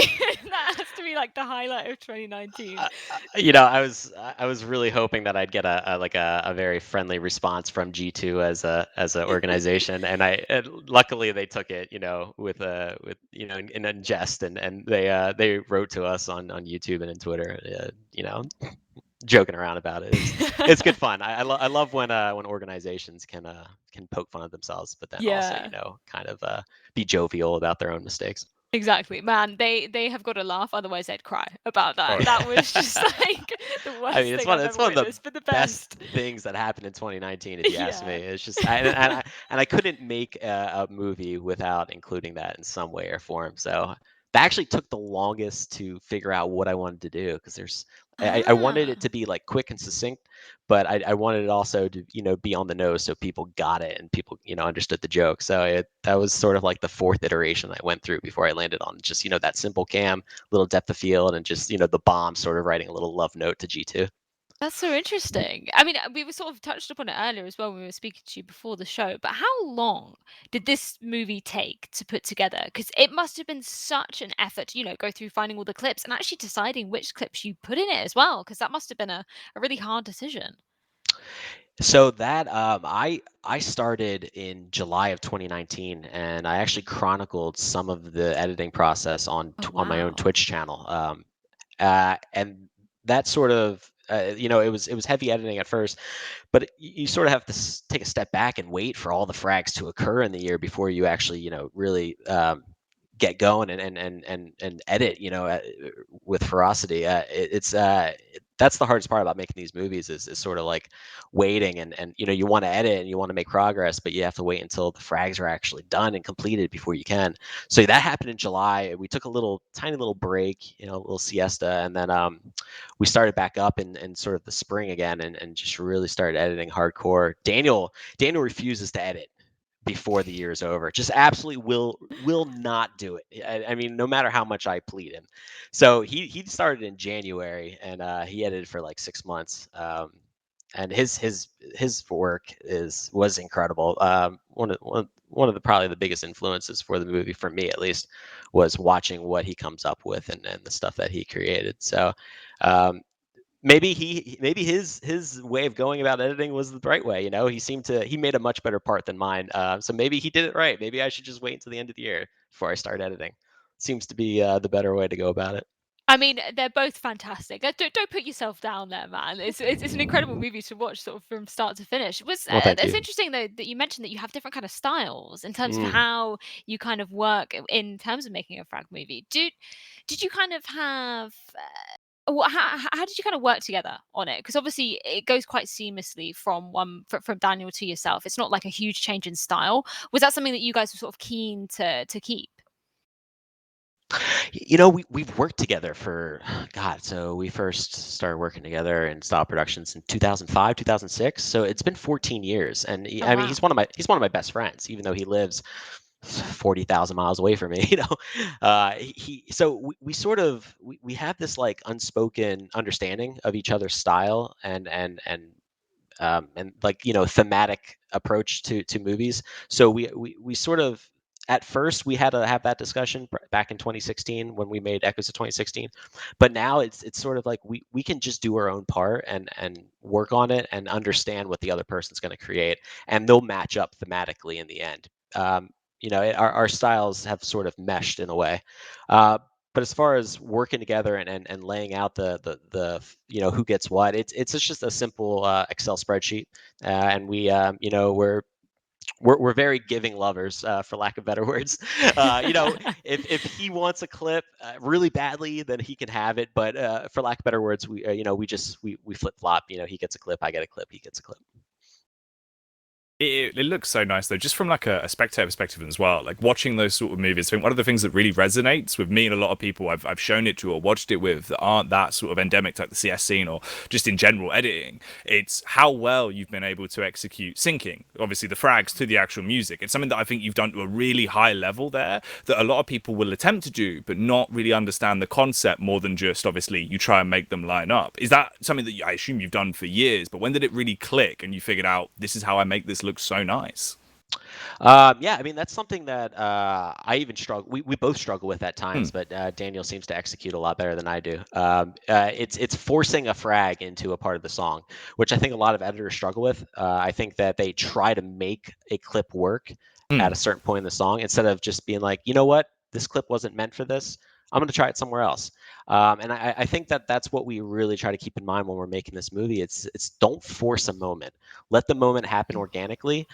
Add some little tweaks to the clip if you need to, velocity, you know, and whatnot. But let it happen as it does, and just you as a director and an editor, you find the right spot for it so it works with the song. And I think that that's one of the just the biggest things that we always focus on, you know, with regards to editing the movie, in addition to narration and the narrative itself. Yeah, I think one of my favorite things about it is some of the transitions that you use. I know there's one where you go from, I think it's B-side on Inferno, and you go to mid doors on Dust 2, and it's just really seamless. Is that something you've kind of developed as part of your style in the recent years? Yeah, I think that's like one of our favorite things to do, Daniel and I. We love to we love to. It's sort of like a mind fuck in a little way, right? Like you're watching a scene on one map, and then all of a sudden, the map turns into another map with aspects of the the latter map is still in it. We love those meshing of worlds while still keeping the effects within the CSGO engine. So that sort of thing has really become a part of our editing style for sure. And I think what it does for me at least is it maintains flow and tempo. Flow and tempo are huge when it comes to frag movies, for me at least. You know, having a map turn into another map, you know, that sort of maintains that rhythm, you know, that you need to have when you're listening to a song and watching a frag movie. Yeah, it's so seamless, like you were saying. That's what I love about it as well. It doesn't really break away from the narrative, and it's really beautiful to watch as well. I know I went back a few times and sort of watched a transition happen in slow motion. I was like, man, this is beautiful. But we were talking about that it. effect. Oh, sorry. Oh no, you go, you go. No, I was just saying that effect, I got really lucky. So I came up with that effect and on an airplane, and I was like, you know, this is not going to work. I mean, this is just my avant-garde mind, like, you know, making up some weird effect, and it's going to look like shit, which happens pretty much 90% of the time for me.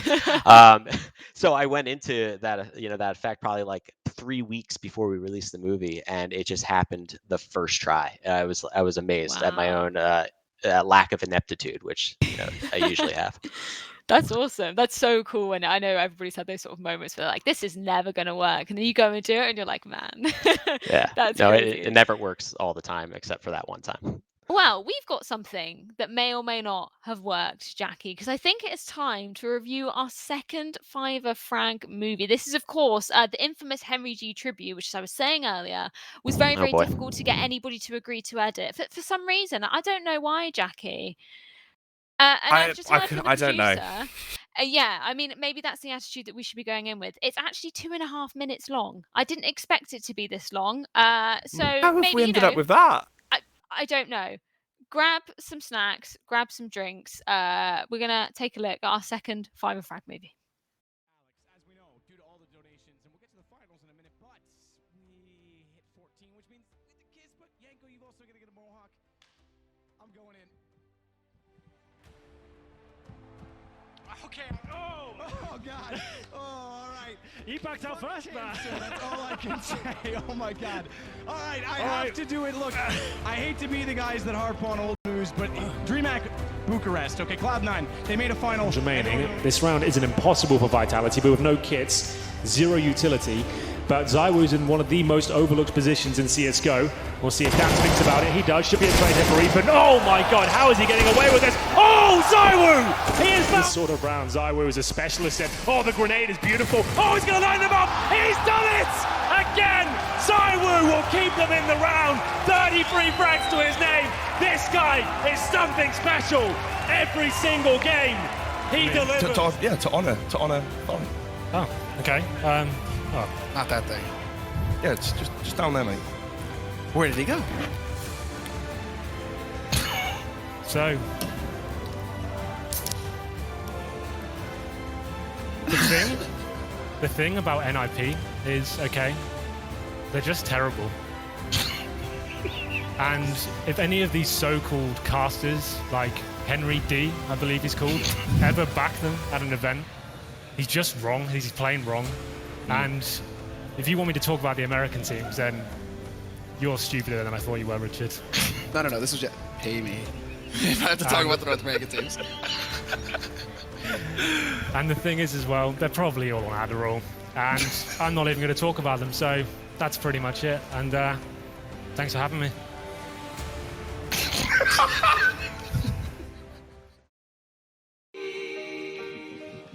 Just a poor boy, I need no sympathy, because I'm easy come, easy go, little high, little low. Anyway the wind blows doesn't really matter to me. I think we've got a lot of questions, haven't we, gentlemen? That's the perfect face, Anthony. I think that's it. That's the reaction. It was interesting. He's not really edited it as much as just taken the clips and out of the order we asked for as well. So minus points for that as well. Okay, right. Let's get started on the review. So visuals. I think you put it perfectly, Jacky. You described it as Vaseline rubbed over He has just the camera. wiped Vaseline over the Sony Vegas there, and I don't know. I'm not sure what to make of the visuals. You know what, Anthony? I'm gonna give you the honour of putting down the score. What would you put for visuals for that? You know, I know it's 0 to 10, but is a negative number possible? I mean, yeah, because it's going to be out of 30, so it could just take off of the other stuff. The visuals. Well, I mean, there's so much to talk about. There's the resolution, pixelation. You know, I mean, it looks like he rendered out in half of the resolution that the original clip was in, and then he upscaled that back to the original resolution that it was in. Yeah, I'm gonna go with 0.1, 0.5. 0.5. Okay. Yes, 0.5. I'm gonna go with a non-imager. So that's actually quite generous. He actually had a video, so I mean, I can't give him 0, right? True. Yeah, true. There is something to watch, and there was some sort of story, even though it was backwards, Jacky. But maybe we should play it in reverse. I don't know. I don't know about that. It might make more sense. Audio. I'm not sure whether we actually got any audio for that. So should we give him a middle of the mark 5, just to be fair? Let's give him a 5 for that. Value Sure. I mean, we're pushing him up, so he's now 5.5 out of 20. Value for money overall, Jacky. What do you think? 13 quid. I did say when we were watching this video, £5 of that £13 was for a speedy delivery. So maybe he only really was about 8 quid. But yeah, but I also feel like it's one of those where in the amount of time he had, he's probably done that in a good hour. Like that was half an hour. Oh yeah, no, like, I can show you the chat logs as well. It was literally half an hour. Yeah, it kind of feels like it. It looks like he's dropped them in, just gone. Oh, that's done. 29 minutes was him downloading it. Okay, so that probably leaves us. I don't know if they're not doing the speedy delivery, and if it is 8 quid. And Anthony, would you pay £8 for that? £1? £1. I would just give him £1 and tell him to keep it. Like maybe okay. We'll give him a 2 then for value for money, because if you're looking for a very speedy clip, then maybe that's the boy you go for. Maybe not Speedy Boy from earlier, Jacky. Maybe you go with this gentleman. But to be fair, Speedy Boy didn't take too long, and his actually was quite nicely made. So I don't know. I feel like Speedy Boy is the best Fiverr editor so far. He's still at the top. Yeah, I mean, he's got 29 out of 30 so far. And we've obviously only got one more that we're going to be reviewing later, and that was the big boy, £22. We thought we got scammed, then we didn't actually get But we didn't. Yeah, so I mean, it's a roller coaster of emotions. This has been a crazy ride. I'm just looking in the chat. Yeah, bad color correction, sad face. The vignette is beautiful, Kappa. Faded edges are a bit much. Yeah, no, I think I definitely agree with you guys on there.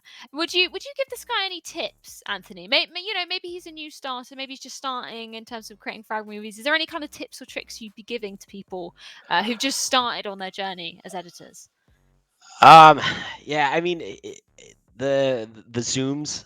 You already have these clips that you're downloading off of Twitch, right? So the quality is not going to be raw. It's not going to be source quality. So you're working with degenerated footage. So to zoom in, you're pixelating it even more. So I would probably avoid that.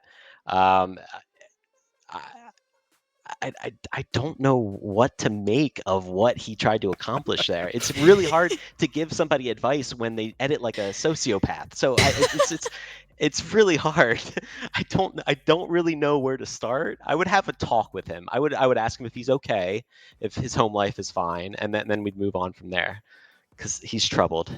Yeah, I mean, we can give him some constructive criticism going forward, can't we? Less of the zooms on low-res files for sure. Maybe not too much Vaseline. There we go. That's a perfect roundup for that. I think that brings us on to our next segment. We've got another challenge, but this time it's for you, Anthony. You've known about one of these, but this one's a little bit of a surprise for you. Oh, and it's God. called Whose Frag Is It Anyway? So we're going to give you a clip. Well, actually, I think we've got 6 clips, I believe. Is it from we're last year? Show you. Because I know all of those. It is from Okay, last thank year. God. Yeah, so it's gonna be really interesting to see exactly who you make out. I think we've got a couple of different styles. I believe they're all from ECS season 7, so that was in 2019. So if possible, let's get the first clip up for Anthony to expect. We've got a 30-second wait for this first one. Got a little bit of anticipation, but Jacky, actually, you don't know these guys either, so maybe you should give them a guess too. We'll see. We'll see how it goes. You know, we'll work a little bit like, we'll team up for this one. Okay. We'll go in. All right. We'll see what we get. I like having a crutch, It's... Let's get started. Let's give us frag number 1. Obviously covering up the HUD as well, because Is this device? Give it away. This is device 5K, isn't it? Yeah. Let's see. Yeah, I could even.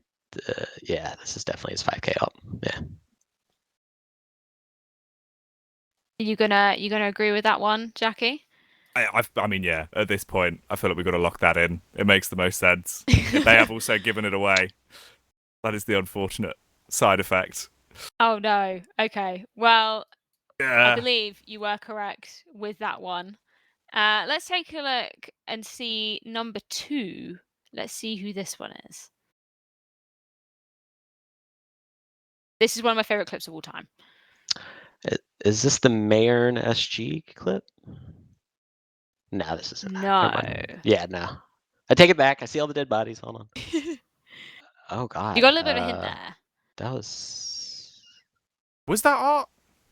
No, but you wouldn't. That was be such a wrong in short assuming clip. that. Yeah. Because it was very stylish. That's the only reason why my mind goes to art immediately. Yeah. He is a flamboyant man. Think about who else on that team. You've got the right team. Who else would be doing that?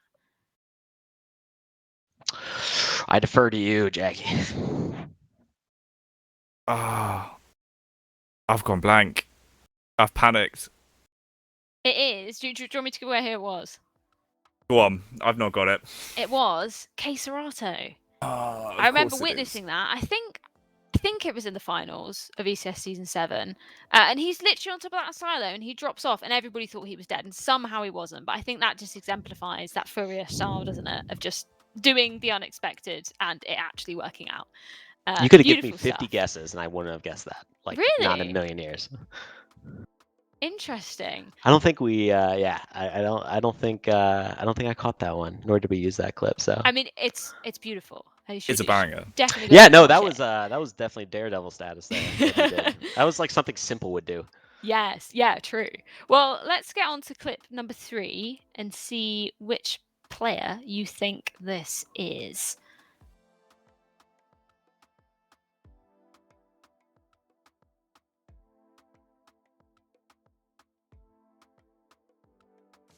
It's quite a long clip. You may be able to guess what's going to happen. Are there any? Nico? It is. Ha! Damn. Ha! You didn't even get to see the full beauty of the clip. Look at this. Let's go. Oh, yeah. Come on, give me something hard. I love this clip. That was very impressive. Easy. Man, beautiful stuff. I mean, if it's going to be anybody, it's going to be Nico, isn't it? You're not wrong. Beautiful stuff. Well, okay, you've got 2 out of 3 so far. I'm actually very impressed with this. Let's have a look at clip number 4 and see whether you can guess this one correctly. Hopefully we can bring it up on the stream. Here we go.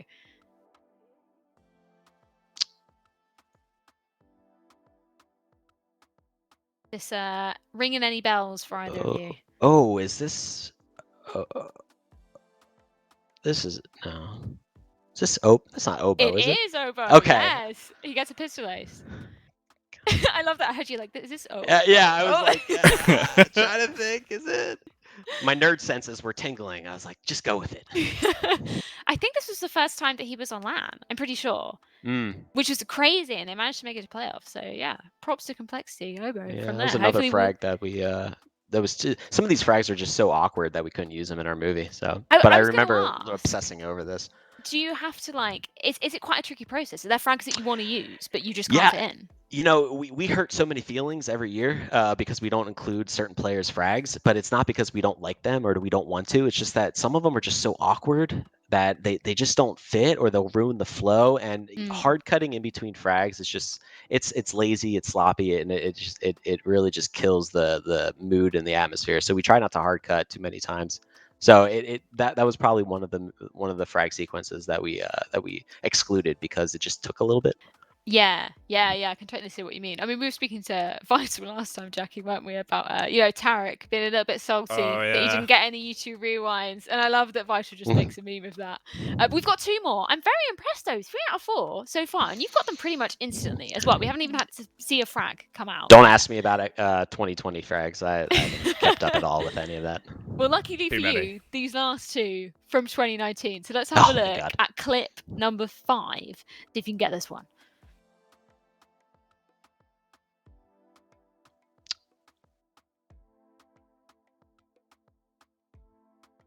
Ringing any bells? Anything? For you, Jacky, you any memories? Chris.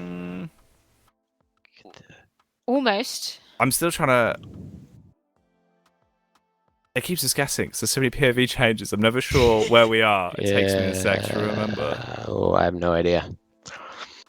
I mean, you were close with Chris J. Any other guess that you want? Well, it's a mouse sports player. It is a mouse sports player. Let's say it was who's got a dirty deagle? Let's say Frozen. No, it was actually Rops. I can see why you would have said that. Yeah, this was beautiful. Absolutely love watching Rops, man. I love watching him play. He's great. He is a robot when it comes to aiming. It is ridiculous. Lovely stuff. I'm not cheating. Get out of here. And we've got, I believe, our final clip number 6. You know what? What have you got? 3 so far? 4? Yeah, I think what 3 out of 5. 3 out of 5. I mean, that's very good considering you've got pretty much nothing to work with. Yeah, let's quit now. Well, you can see if you can get 50% or maybe even more because we've got one more clip for you. Let's see if you can guess which player this is from. Okay. Got a bit of B site, Dust 2 action. Great site, I know, Jacky. Classic. Ooh. Simple? It was simple. Of course it is. There we go. Flicks like that. It's going to be nobody else. I believe. Oh, yeah, that was from ECS Season 7. Yeah, I was thinking. It's weird that the major and ECS is being in the same venue. It's always quite difficult to decipher. But man, Simple, always the man you want to be seeing coming in clutch with that. Are you, we were debating this earlier, Anthony. Are you a B-site Dust 2 player or not? I used to back in like old CS, but now I like A from time to time. Yes. There's more room. I like that there's a lot of I like having a lot of space to like navigate and sort of use my movement in my body to sort of outplay the other team. B feels too claustrophobic and constrained, so I sort of get turned off from that. Even though there's like one choke point, it's super easy to hold. I still like A site. It proves more of a challenge. I haven't played CS in forever, though. Yeah, I was going to ask. We were talking like about it's been this. a minute. You know, when you're working in video games, you actually don't get much time to play video games. It's one of the trade-offs that you're never told before you come into the industry. Yeah, it's also the fact that you're just like sick of seeing it. Like at the end of the day, it's like the last thing I want to do is play a game that I just worked in for 8 hours straight. You know, I want to go do something else. So yeah, that's the only drawback, unfortunately. Yeah. And I know we were speaking about your sort of day-to-day role as well at Do Not Peak. What does it kind of involve? You know, I know we were sort of speaking about esports doesn't really have those sort of 9 to 5s, but if you were sort of gonna schedule out your day, what would you kind of be working on in a typical day? You know, it really all depends on what the project is at that time. It's dependent on that. You know, if it's something that I'm working with somebody outside the company, I'll have some meetings. But other than that, it's mostly just me banging my head against my keyboard trying to make an idea fall out. That's usually 6 hours throughout the day, and then I break for lunch and then go back to banging my head again. Well, it is always fantastic to hear about. I wanted to ask you as well about sort of working with Jason and Scott a bit more closely as well. I haven't actually met Jason in person. I met Scott at I think it was at the major, so 2 years ago. Now, absolutely lovely guy. What is your kind of relationship with them like, and how do the ideas kind of flow between you guys? Yeah, Scott is sort of like that. He's sort of like that anchor, you know, that one that sort of you go to him whenever you want to, you know, get excited about the company and what we're trying to accomplish and do. And his enthusiasm he brings to the table on a daily basis is like it's never ending. You know, he'll come in and he'll just be like, I just, you know, talk to so and so and so and so. We're gonna try to do this and that, and like you can hear in his voice, like he's committed and confident, and he actually is passionate about it, and so that gets you sort of feeling the same way. So he's sort of that guy that just he really makes you feel comfortable and confident with what you're doing. That's awesome. How has your style kind of evolved as well in terms of you joining Do Not Peak as well? Do you feel like your style as an editor has kind of changed since you've been a part of their team? You know, working at Do Not Peak has given me the confidence to fail, which I always had issues with, and I think that being a part of the company and sort of taking risks, failing at them, but then finding other ways to do better has sort of been like the one thing that I've really, you know, taken away from working there thus far. So yeah, I think it would be that. Oh, that's fantastic. Well, we were speaking about the challenges earlier as well, and we have one more in line in store for you guys. But to do that, we've got to get our third guest on. So please welcome Molen. We're going to welcome Molen to the show, if we can, in 1 second. Molen's still waiting for the IP.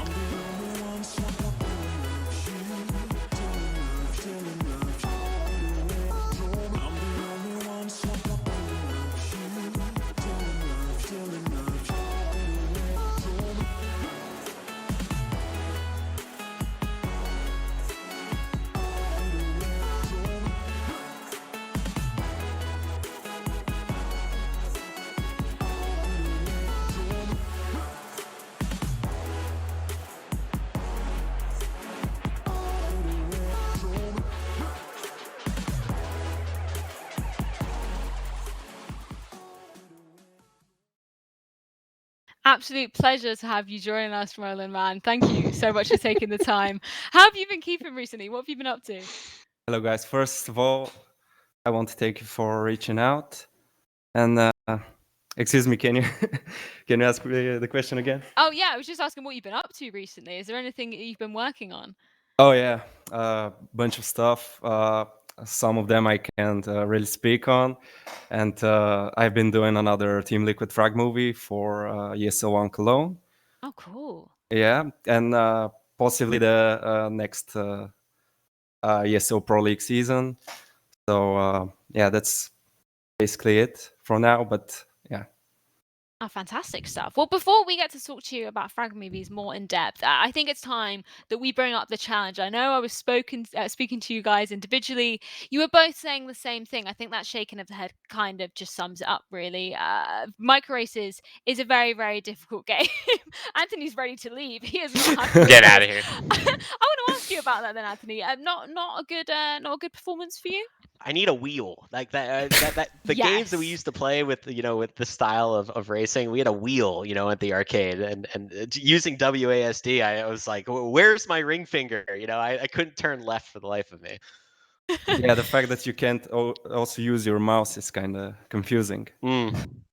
Well, does anybody... Oh, actually, no. I was going to ask if anybody wants to volunteer to go first. But actually, Anthony, you've been summoned by our production team to go first. So, Sure, you know, why you're going to take not? to the stage. Let's have a look at your Go ahead. map. Everyone can make fun of me first. Let's have a look at it then. We actually chose a different map for this as well. So we were doing a slightly different map in season 1 of this show. But now this is a paint map. Oh, close! I should have just followed the computers. Oh, this map was actually very hard. I didn't is even know what try they were it. doing. Very tricky. It is much worse than the original map in terms of the difficulty. Oh god. Ooh. It's a speed as well. You've got to be really careful, especially All when right, you go Freya, around you could have told me corners. that before I raced. Look at this. Okay, you got control, Matt. He's getting you're into it. Close, yeah. The wide turn. Ooh, see you later. Execute like that perfectly. drift? Yeah, that was good. And then there's Ah. I got hubris. I got too overconfident, and then I just fell. We've got one more lap to go. Oh no. Oh the yeah, I just thought paintbrush. that maybe I'd take a shortcut there, but that wasn't a shortcut. Let me tell you. Well, that's the interesting thing, isn't it? Jacky found a little shortcut on the last map, which was over a mouse pad. So I'm wondering whether there is a shortcut on this. That paint, the pink paint splatter, does reset you. I didn't find any shortcuts when I did it. There we go. A bit of a nightmare. Oh yeah, just to end it with style. Oh. Just to end it with style. Well, it Why wasn't as bad as not? I thought. You know, you set me up thinking that it was going to be like 100 falling off. So What's as bad as I finished like a minute behind the last robot car. What are you talking about? That's terrible.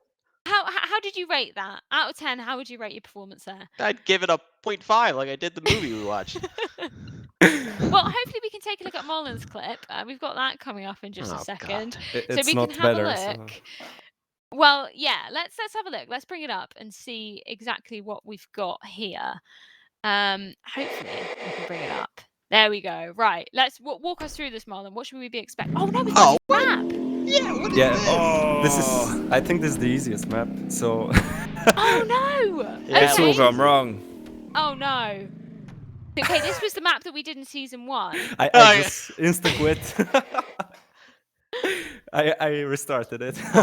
Yeah. See, I took my medicine. You quit and tried multiple times. I tried That's like 15 cheating. times. Oh, what the hell? And It's a still. lot easier. Oh no. Look at these wide turns. I'm still bad at it, so. Well, Molen's back in season 1 because this was the map we were using for season 1. Oh. We need to pay some tribute, don't we, Jacky? To Lethal. Lethal Yeah. managed to do this in 30 seconds. 30 seconds. It was ridiculous. It was absolutely ridiculous. Well, he needs to go outside, so. Unfortunately, I think this is a DQ. At least I'm not the This last. is a DQ. Unfortunately, I'm so So I sorry. win by default? I mean, you do. Well, but... you're technically you're currently first in the standings, Yeah, but you are the we only have got person on the Jacky standings. as well. I need a mic so I can drop it. We should get a little trophy as well. Maybe we should get one custom Hell made, you yeah. know, with a little car or something. Send it out to the winner Let's at the end of go. the season. I love that. Jacky, did So you take easy. This to the game's so challenge? easy. I did. I sent it over to producer Simon. He's currently just crunching the numbers. Obviously, it was such a fast lap. He's finding it hard to find it because it's so quick. Such a small file. Yeah, I mean, you have got a lot of practice, Doubt. don't you, as well, because you did the first season. We did do it as everybody having one practice go and then doing the real thing, but I thought that was a bit unfair, wasn't it, Jacky? Because I don't think Lethal took that seriously. He definitely did at least 20 practice laps. But you know, look, as a former professional Halo champion, you know what he's going to be like. Bound to try and find any potential edge, isn't he? Well, how did you feel then, Jacky, about your clip? What were your overall feelings after you came off of it? Acceptable.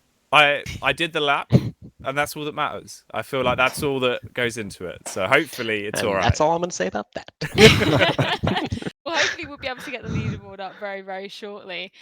We've got our producer there getting his stopwatch out, having a look, crunching the Making numbers, sure it's all seeing legal. Exactly. You know, we've got to check for DQs as well. We didn't have an admin on standby because we're doing it online.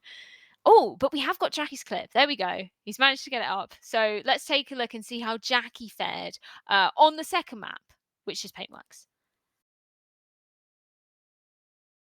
There we go. This is the one. Hey, this seems sped up. I'm just saying. this is played at 2 times speed. No.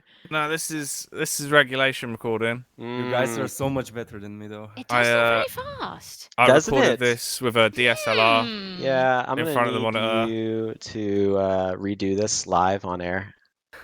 Oh, please. Yeah, let's get a live recreation. Look at this. Oh, Absolutely swinging So it you're off. saying Oh, there's no. a chance? There's Oh, a chance. God. What? How are your AI so terrible and mine were? They look like they play the game 24/7. You had actually joined a competitive ranked Oh, match of no. micro aces. Yellow wins. God damn it, yellow. Well, not the worst that we've seen, Jacky. I'm pretty. I'd be happy if that was my lap. Yeah. I want to redo. It does definitely Can we look do quicker than head-to-head? normal. I don't know what's happened there, but We should get, if all 4 of us could get on there, I'm not sure how the multiplayer works on micro races, but if all 4 of us could get in there, we could see who is the best of a bad bunch. Because I didn't even attempt it. I totally forgot to attempt it this week. So next week you'll be able to see my lap. But we have had the independent adjudicator verify the numbers. A little bit of a drum roll. And we're going to get the scoreboard up and have a look and see Jacky who went on is Fiverr leading. and hired an editor to make his clip look faster. I'm I calling hired it someone right to now. race for me. That's the next Fiverr challenge. Micro That's what races I'm just saying. races. Let's see who's who's the best one. I have had the numbers handed to me, but I'm not going to spoil them before we can get them up on the leaderboard just yet. But you know what, Jacky? You should be suitably impressed. It was a better attempt than last time. Yeah. Don't blow hot air up him. Get out of here. Well, What are okay, we working considering with? You should be that complimenting lethal- me. I'm the one with the damaged ego and pride right now. I mean, it wasn't a bad attempt, and I'm sure I will be definitely lower next week when I actually do attempt this challenge. But we do have the standings ready. Let's get the leaderboard up and see exactly where you guys are standing. You know what? You made top 3, so you should be happy about that. There we go. Jacky with speed hacks. I love Successful that. win on the Thank season. you. But Glad the considering producer knows. 41 seconds, that's not bad, Jacky. You were at like a 48 last time. Something like that. Oh, Jacky's done this before. Previous, no, Practice. different map. You do get one regulation practice Alright, lap. Jacky. If you didn't take it, that is your bad, Anthony. So I did confuse the map, right? Yes, you did confuse the Okay. map, but we'll give you a redo. Maybe we'll feature it on next week's episode. So Okay. that you can be up there. You were just 1 season behind, unfortunately. You were too keen on watching season 1 of the show. Oh, yeah. But we will give you a time. If you give us the right map, we'll pop you up there on the leaderboard. But you know what? Gentlemen, I'm proud that you even attempted it. 'Cause, you know what I'm saying? I didn't even attempt it. I saw it and I was like, absolutely no chance. But I will do it next week. Definitely will do it. But yeah, Jacky, happy with that number 1 spot indeed. I think you should There's be very always proud going to of be that. an asterisk next to his name. Just saying. It was Oh well worth no, it. the DQ for Molen at the Yeah. bottom. We'll redeem that, Molen. We definitely will. But I think all there is left to say after that is thank you, Anthony, so much for joining us. You know what? You went out with a bang, and I'm going to give you the floor now to sort of shout out anybody you want to give any shout outs to, or any projects that are coming up for you. Stay tuned. We're making a documentary on Counter-Strike. It's entitled Echoes of Counter-Strike, making it with Daniel and a bunch of other unnamed people as of right now. Aside from that, shout out to all the guys at Style Productions and Do Not Peek. Check us out Tuesdays if you want to watch some Valoranting talk show where we just talk shit about everybody. No, I'm just joking. Where we it's basically just a video podcast type of thing where we talk about everything Valoranting. That sounds awesome. Are you a big Valorant player yourself? I was until it started blue screening my computer when I tried to turn on the anti-cheat. I was like, okay, I guess Riot doesn't want me to play this. So yeah, I haven't since then. Well, it's been an absolute pleasure to have you on the show, Anthony. Thank you so much. Thank you so for much. attempting our micro races challenge. It takes big moves to be able to take that on. So yeah, best of luck in the future, man. I refuse to take this loss with grace. Jacky cheated. Bye, Tony. Awesome stuff there. Thank you so much, Anthony. Molen, we were speaking a little bit earlier about what you've been up to as well, obviously working with the Team Liquid team. Can you kind of talk about some of the stuff that you've been doing recently, some of the stuff that we might have been seeing released? What have you been working on? So last I released this DreamHack Spring movie for Liquid. It got delayed, but it's actually now on YouTube in 4K. What else? It's been so much that actually my mind is blurred at the moment. Actually, I've been working for a Danish production company. I saw, yeah. Yeah, it's very interesting. They're making like a series of real life friends who are playing CSGO, and they gave me a few storyboards that I had to recreate in game.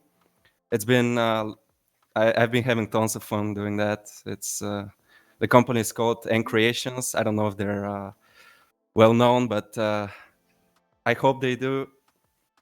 Yeah, I saw your tweet with you put some pictures up on there as well, Oh, right? yeah, 'Cause there yeah. were some sketches and stuff. Is that so? They've given you those sketches and you have to then recreate them in Counter-Strike. Yeah, actually, I had like a lot of creative freedom. Not all of the scenes were exact, but yeah, that's basically a bunch of cartoon like sketches. So are they going to be coming out as like short little videos, or is it part of like a bigger project?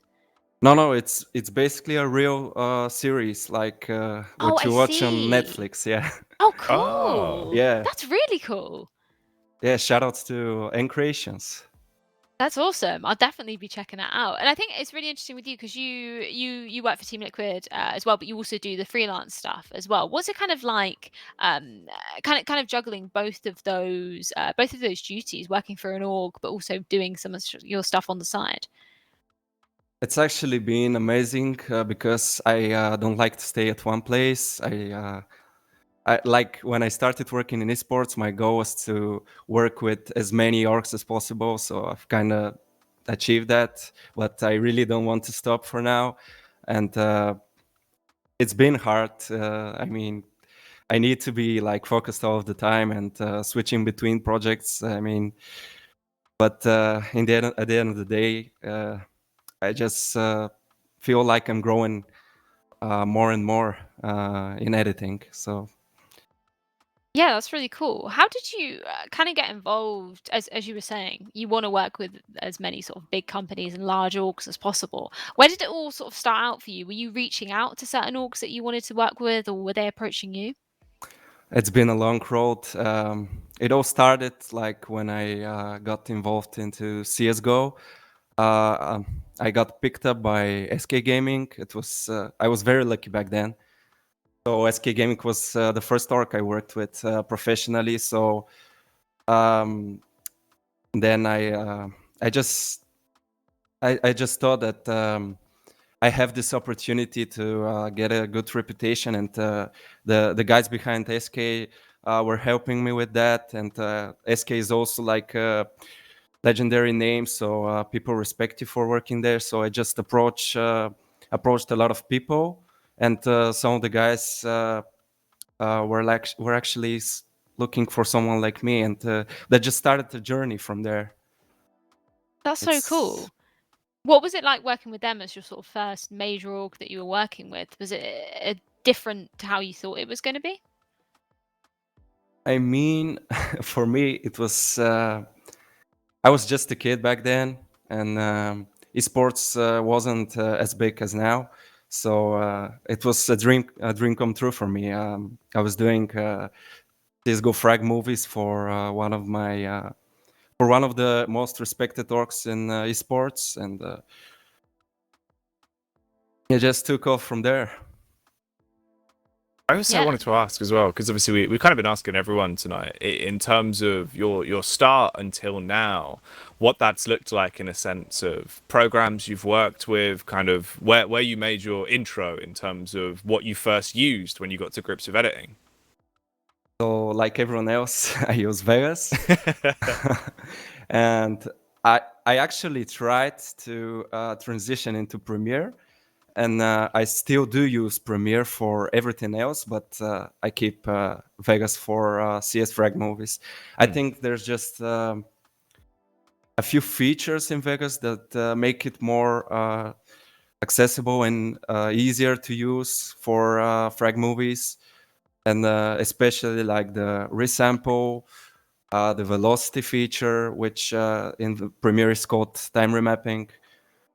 I also use After Effects for additional effects, but yeah, Vegas is the program I mostly use for frag movies.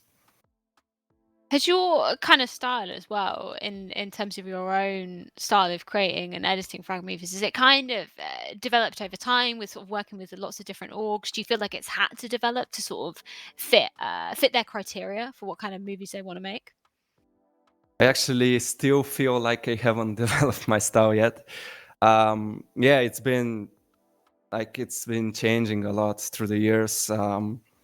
When I first started, like most of the newbies, I started copying the other editors, and it just so my style is like I want to be different. I mean, I want to use different songs. I want to have like different resolutions in game, different settings every time. So I just don't like to like people to. So like in the cinema, you have like directors that are remembered and you can recognize them without even seeing their name in the credits. But there are other directors that like they're producing a lot of movies and they're just like they're doing mainstream cinema, but they also are doing cinema for like the soul, if you know what I mean. Yeah. Yeah, what's it kind of like working with a lot of different orgs as well? Because I know, we were speaking to Vital earlier, who basically just does stuff on his own YouTube channel. He's kind of got that creative freedom, if you will. But with you, you've worked with a lot of different teams, a lot of different TOs. Is it how do you kind of decide what sort of style they want? Do they give you a lot of creative freedom, or do they give you quite a strict brief to be working with? It definitely depends on the org, of course. Every brand has different properties that you have to acknowledge before going into the edit.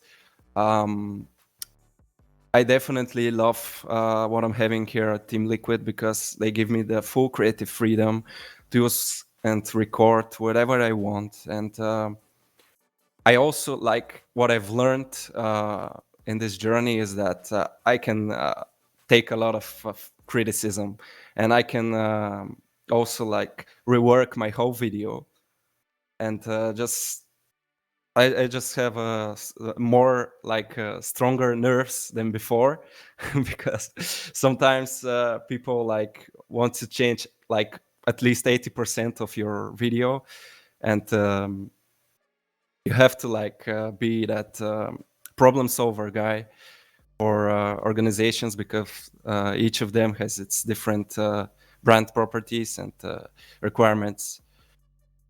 Well, we've been speaking a lot about some of your frag movies. So let's take a look at one of your favorites that you selected. Let's take a watch of it.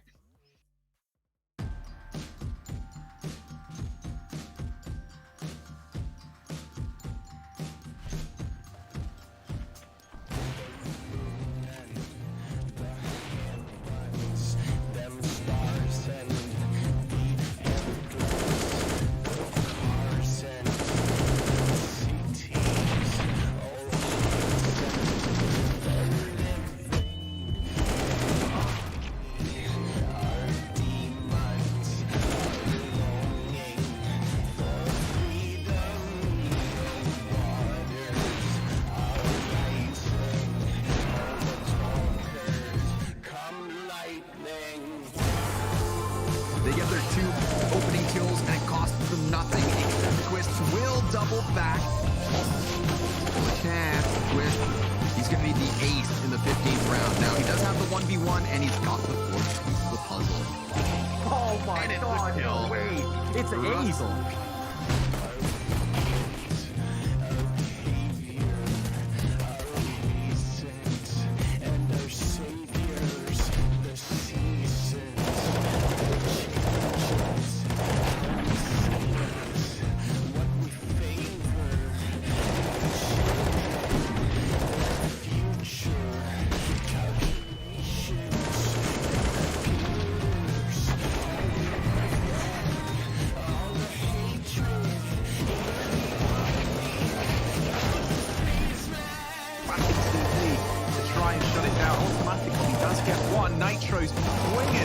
in this bomb site. And oh, it's the hold for the half for Nitro. He's got himself the first.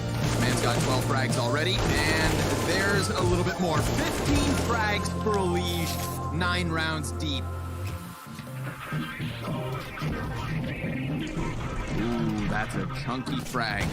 Now, Stewie having his attention turned in 2 directions, and Art, he's gonna best that front cover, so now it's up to the catwalk players to try and come in, but it's a crossfire in all regards. Nitro able to add a 3rd frag to the round of 4th. They've maintained that one-man edge. Now, the spray from the top of the box works out well. 2 versus 2 Steel on the cusp of the smoke, trying not to be spotted, and oh, so damn tight. Twist down to 14 HP, a single player left. Blitz is over into the corner, loses his head, and loses the round.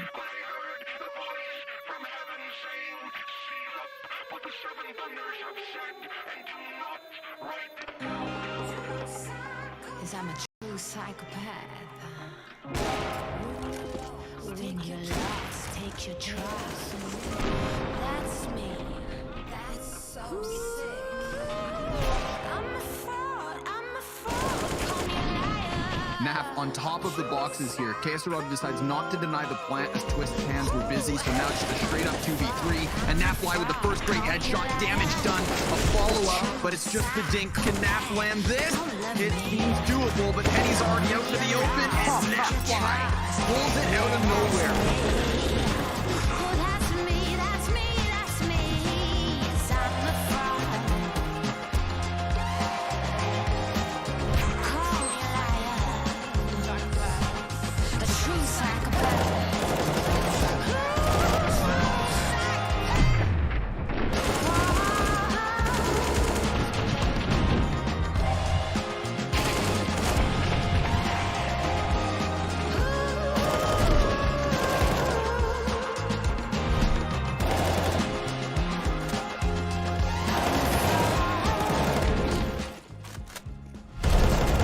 Have looked excellent here on Overpass.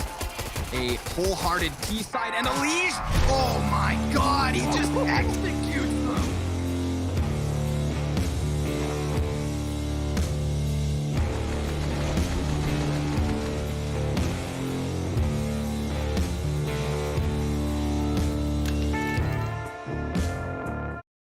It was such a spectacular movie. I absolutely love the colors in it as well. It's something that always stands out to me, especially about your work, Molen. I feel like colors are something, I don't know, do you kind of focus on that as one of the sort of key aspects of your style? I feel like I change my color correction based to the music I'm using, but yeah, that's. I think it's a big role in my edits. It really is. And how long would it take you to compile something like that? Because I know that you were mentioning that was the DreamHack Spring Masters sort of after movie for Liquid. How long for you would that take to compile? Because obviously, you know, we were speaking to Anthony earlier, and he was saying that Echo's video took him basically a year to get it together. Is it a little bit more pressure, sort of time pressure, to get it together when you're working for an org? Actually, Anthony, like you mentioned him, Echoes, the movie, was actually the reason that I delayed this movie so long, because after I watched the movie, I didn't want to edit. I mean, it's just gorgeous for me. It's the style guys are just always making masterpieces. So I just wanted to up my craft, you know? So it took me like 2 months to finish this movie, even though I should have finished it in like a month. No, but that's the thing. Like, sometimes you can't put a time limit on that sort of stuff. Like we were saying earlier, Jacky, you know, it's great that we see so many different styles of frag movies coming out into CSGO. It's so cool. Yeah, it definitely is. Because I was going to ask as well, like, when do you sort of have to make that hard cut to go, this needs to be finished now? And has there been times where you've literally had to just decide that you need to finish a movie because you just keep working on it and keep refining it? We can go back to the previous question when you asked me about the orcs. We have deadlines, of course. So that's definitely going into... you need to be like... You shouldn't be lazy with your edit, but you should always like be focused on it and keep the deadline. Well, we love a good challenge here. Don't worry, everything is fine. Molen, you are no exception. You've already taken on the Microsis challenge. We've got another one for you, and this is Guess the Map. So we're going to show you a few close-up screenshots of different areas on the map. So you get 1 point for guessing the map correctly, and then 1 point for guessing the area of the map correctly. And I thought, Jacky, you know, this is a pretty apt challenge because other than the players, I imagine Frag movie editors, they're the ones that know the map like the back of their hands. You're going to be seeing a lot of maps all the time. You should be well equipped for this. There are some very interesting angles that I've taken screenshots of. And Jacky, you know, you haven't been privy to this either. So maybe we can do a race against the clock thing. I don't know, maybe get some buzzers out, maybe have a little look at that, maybe make it a bit of a competition.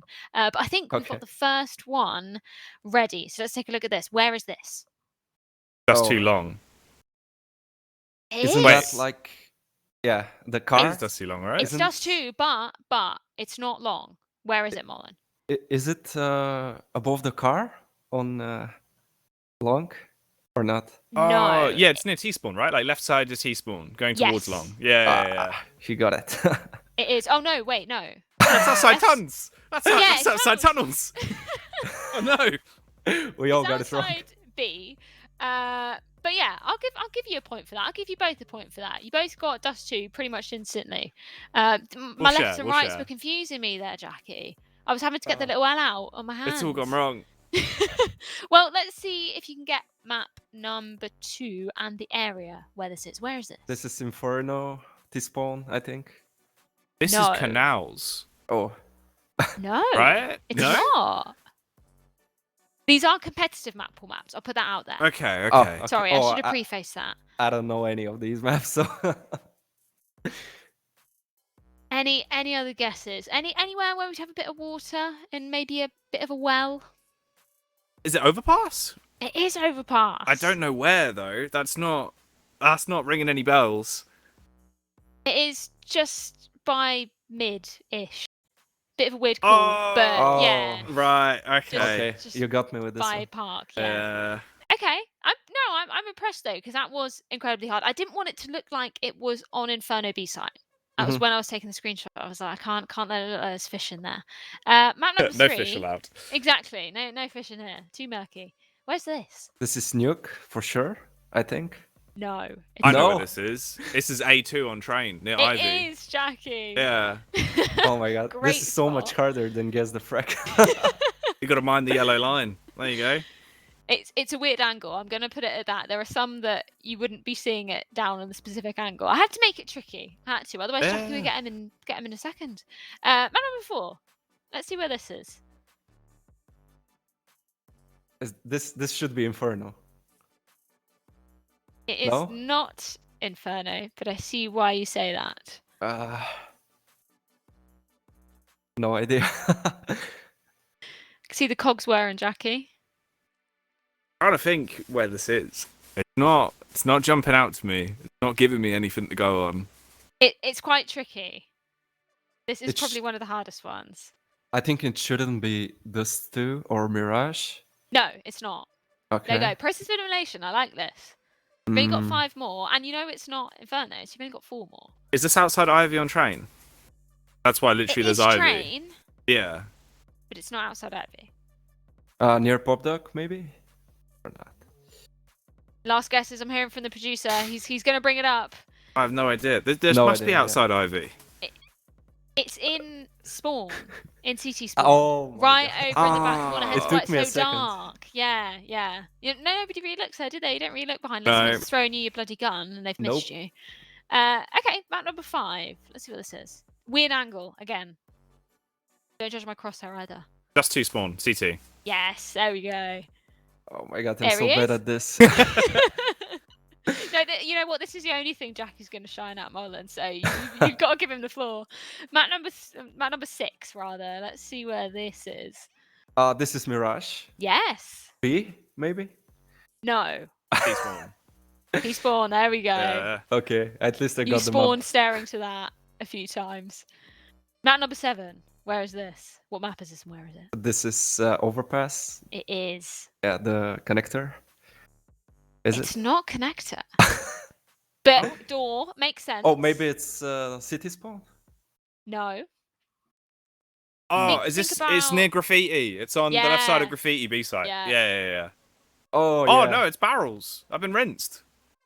Oh, did you mean the right side? Yeah, I mean like Oh, Graffiti, I thought you meant like the back left. by CT. Oh, no, sorry. I was thinking Monster. I thought you said Monster there. Yeah, no, weird sign. I should probably translate what that says, but I think that probably gives away that it's overpass. Map number 8. Let's see where this is. Oh, this should be Mirage Yes. Apartments, I think. Yep. Okay. You're correct. I Just got outside one. I got apps. one. There we go. Nailed it. BD. Well, I didn't actually keep a score on that. So I'll say it's a draw, you know? Gentleman's Only fair. draw. Yeah. I think he won this by far, but okay. we both had some quick guesses. I think we both did well.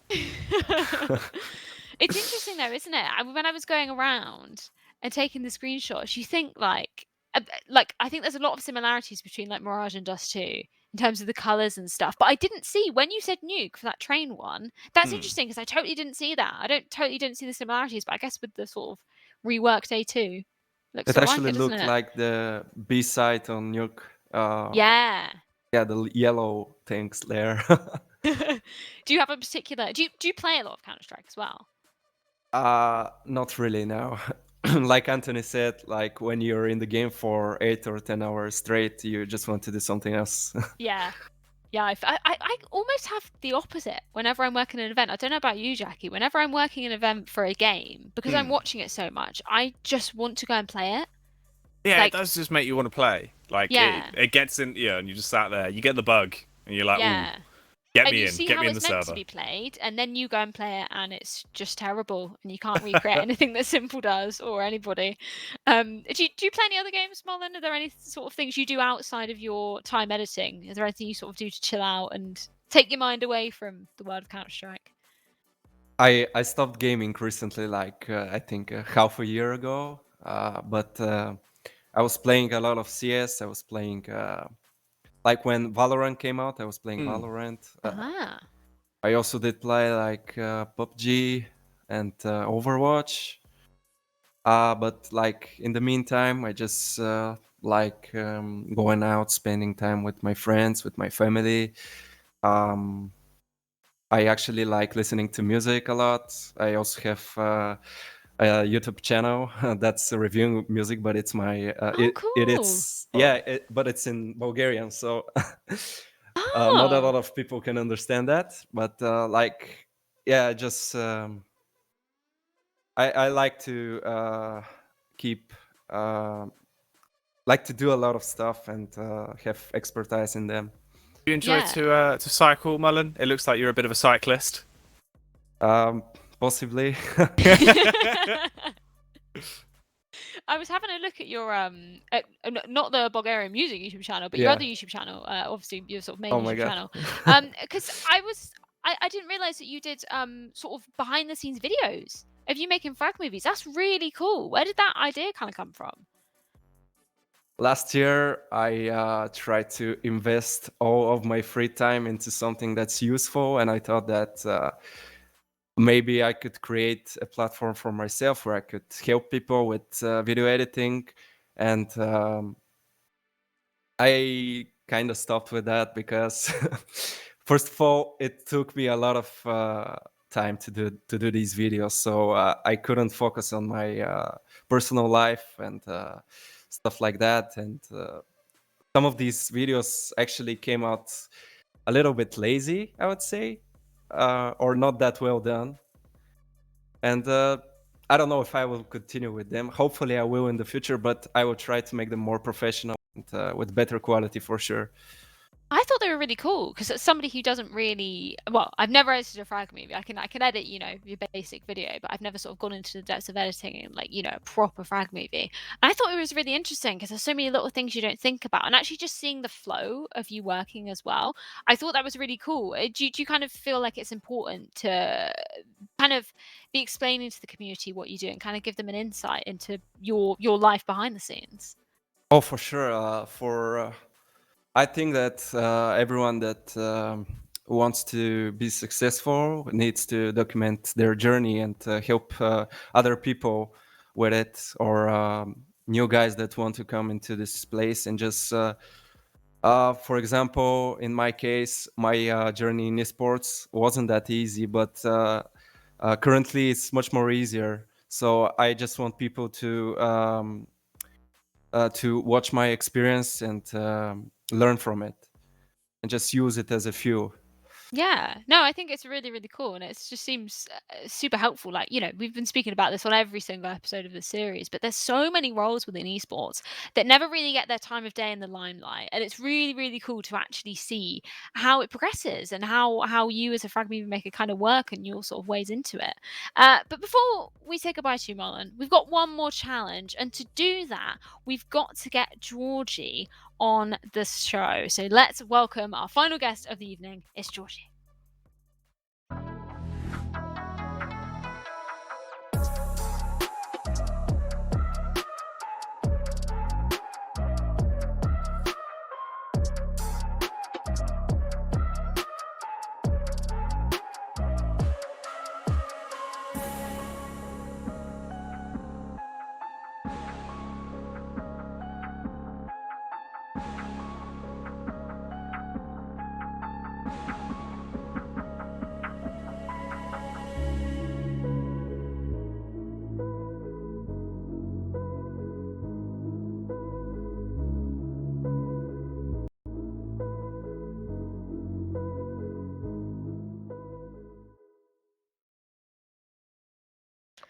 Welcome to the show, Georgie. This is a very special moment for me because I've been working with you ever since I started my journey at Face It, but I've never actually seen your face. So it's lovely to see you. Hey, Freya. It's lovely to see you too. How have you been keeping? What have you been spending your time doing?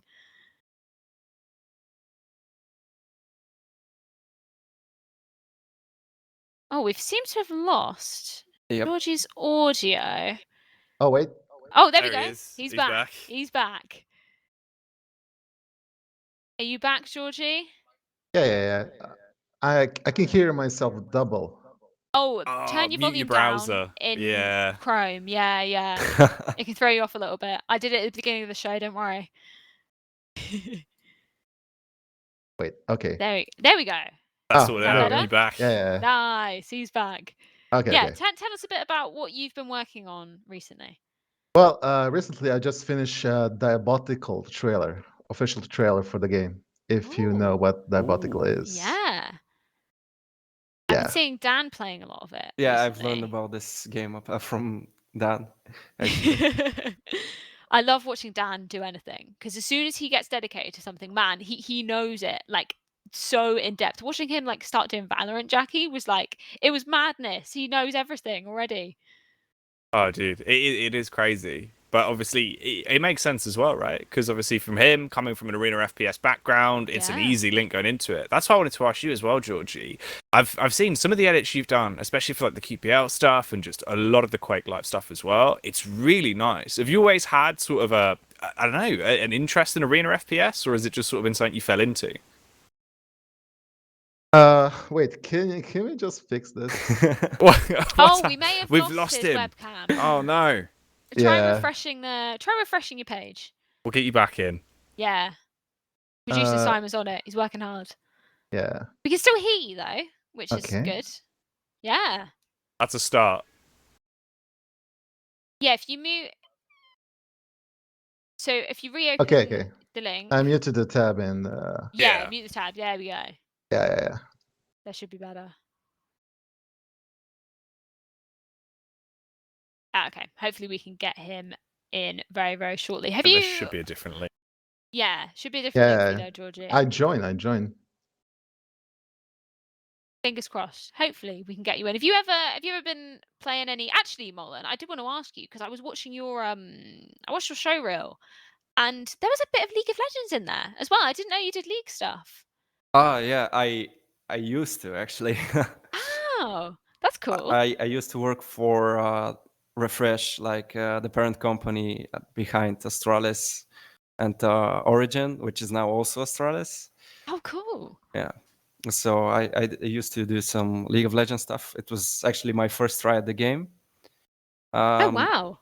Yeah, but it wasn't successful. Yeah, what is it like? It must be a lot different to doing Counter-Strike stuff, just in terms of how you actually have access to the clips as well, I imagine. League of Legends also has like a move making system, but I think it's worse than CSGO. It's just been very different for me to. It says that my name is Anthony. It's been very different for me to actually hop on League of Legends, but like the hardest thing for me was that I never have played the game before, and I didn't know like which moment is impactful. So that was like the worst things for me. Ah, yeah, that must be quite tricky to actually be able to sort of navigate that and putting those and kind of building up those moments as well. Because we were speaking about with Anthony the sort of the importance of that storytelling aspect as well, like narrating the viewers through a certain experience and kind of building up the play for them in a similar way to sort of commentary is as well. Do you feel like that's something that's really key towards your style as well? Sorry, can you repeat the question? Oh yeah, no, I was just talking about sort of the storytelling and sort of narration aspects of Frag movies as well. Do you kind of have that as a key aspect of the Frag movies that you make? I think storytelling is one of the most important aspects for every editor. Basically, that's what editors are: storytellers. We just cut. Is So, it yeah. is it kind of going from somebody like SK Gaming as you were mentioning earlier, and then onto Team Liquid? How do they differ as organisations? Have you sort of seen any big differences in terms of the sort of demands for the different styles of videos? Do they like a particular style? Like my roles in SK is like my role in SK was a bit different from my role in Team Liquid because I used to do CS at the start in SK. I used to do CSGO stuff, but then they dropped their CSGO team, and I just started doing everything else from League to Hearthstone to FIFA and stuff like that. Oh, wow. Then I did some vlogs. I also helped in social media and some of I also created some graphic elements. It's just been helping me a lot to learn new stuff. And in Team Liquid, I'm mostly hired to cover the CSGO highlights from the team, so it's pretty different. Yeah, that's really cool. It's nice to have that kind of opportunity to learn as well. I know I've definitely have like at Face It as well. I've had so many opportunities to learn so many different things rather than just on camera talent stuff. But speaking of Face It, we've got Georgie back. He's back in, no more echo, and we've got his video as well. Hey. As Everything's we were talking fixed now. about, nice one. Yeah, we were talking about the diabolical stuff that you were doing. Can you tell us a bit more about that?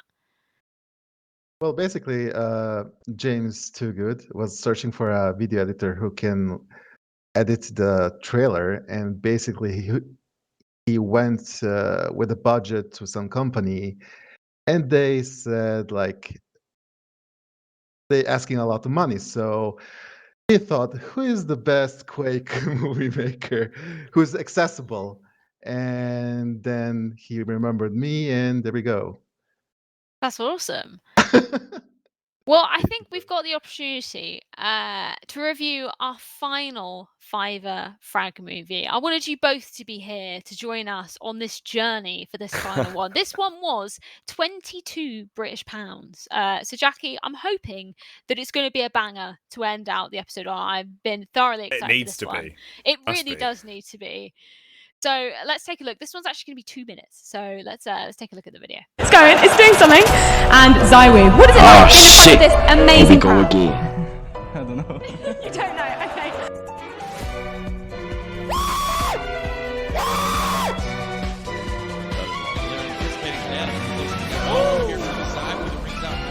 No way!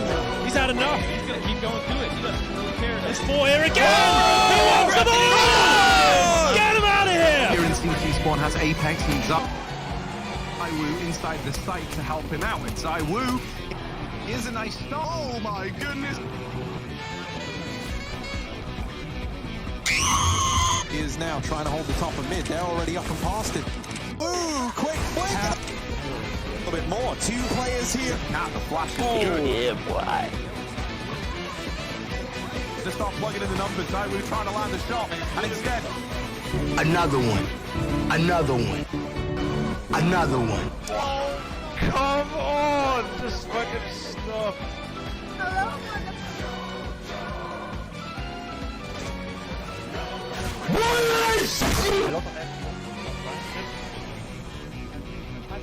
Sides. Back towards Art has to be perfect. Support, but it's too little too late. ZeRoQL working on top of the box. Guess what? Turned to follow the direction of this.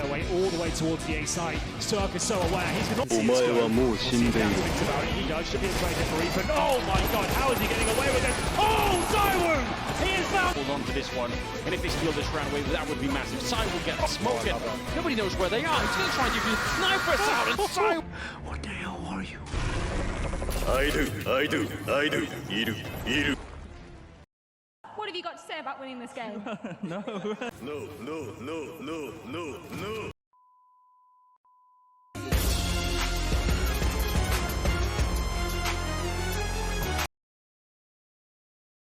Well, that was a special one indeed, gentlemen. I can't believe he actually put the interview in there as well to start and end it off. But bonus points for me from that, Jacky. I think that's a perfect 10 in every aspect. He's nailed it. The memes, the tracking, we got the ZeRoQL face swipes and zoom ins. We got everything we asked for. So I mean, visuals. What do you guys think, Molen, Georgie? What are you thinking for visuals out of 10? First of all, I want to say that this video actually reminds me of Super Stitum, and Exactly. yeah, I I think like this kind of videos is different terrain from like the stuff that we do, and I think that they should be judged like differently. For me, this was super funny. I think it's awesome. I just think that the guy should work a bit on the masking, but yeah, for me it was like pretty good. I would say above 8. Okay, good. Yeah. That's a pretty good score. Georgie, you agreeing with that? Just in terms of the visual aspects, first of all, we'll come on to the other areas in a minute. The memes that we got given, the story, out of 10, what are you thinking? I will give it a 6. A 6, okay. I mean, we'll take the average and we'll do a 7. There we go, 7 for visuals. Much better than the second one, but a little bit worse than the first one, Speedy Boy, he's doing pretty good. What are you thinking of the music, Jacky? Because we did request some meme music. I think he's nailed it. He's done very well there. It was quite on brand. It worked with the MLG edit he's gone for. I think it was pretty good. Fantastic. I'm gonna give him a solid 10 for that. Now, bearing in mind that we gave our first Frag movie, which was only, I think, 12 seconds long. Yeah. We gave it a 10 out of 10 for its value for money, because what did it cost? Like £6, £7, something like that. Something like that. This cost 22 quid. So value for money for this. What are you guys thinking? I don't know. I would it's around 10.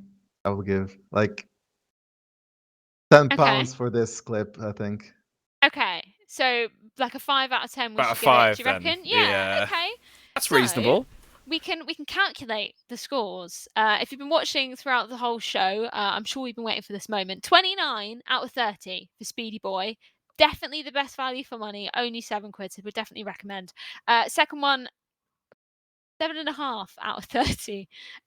It was quite long, but as we always say, Jacky, quality over quantity.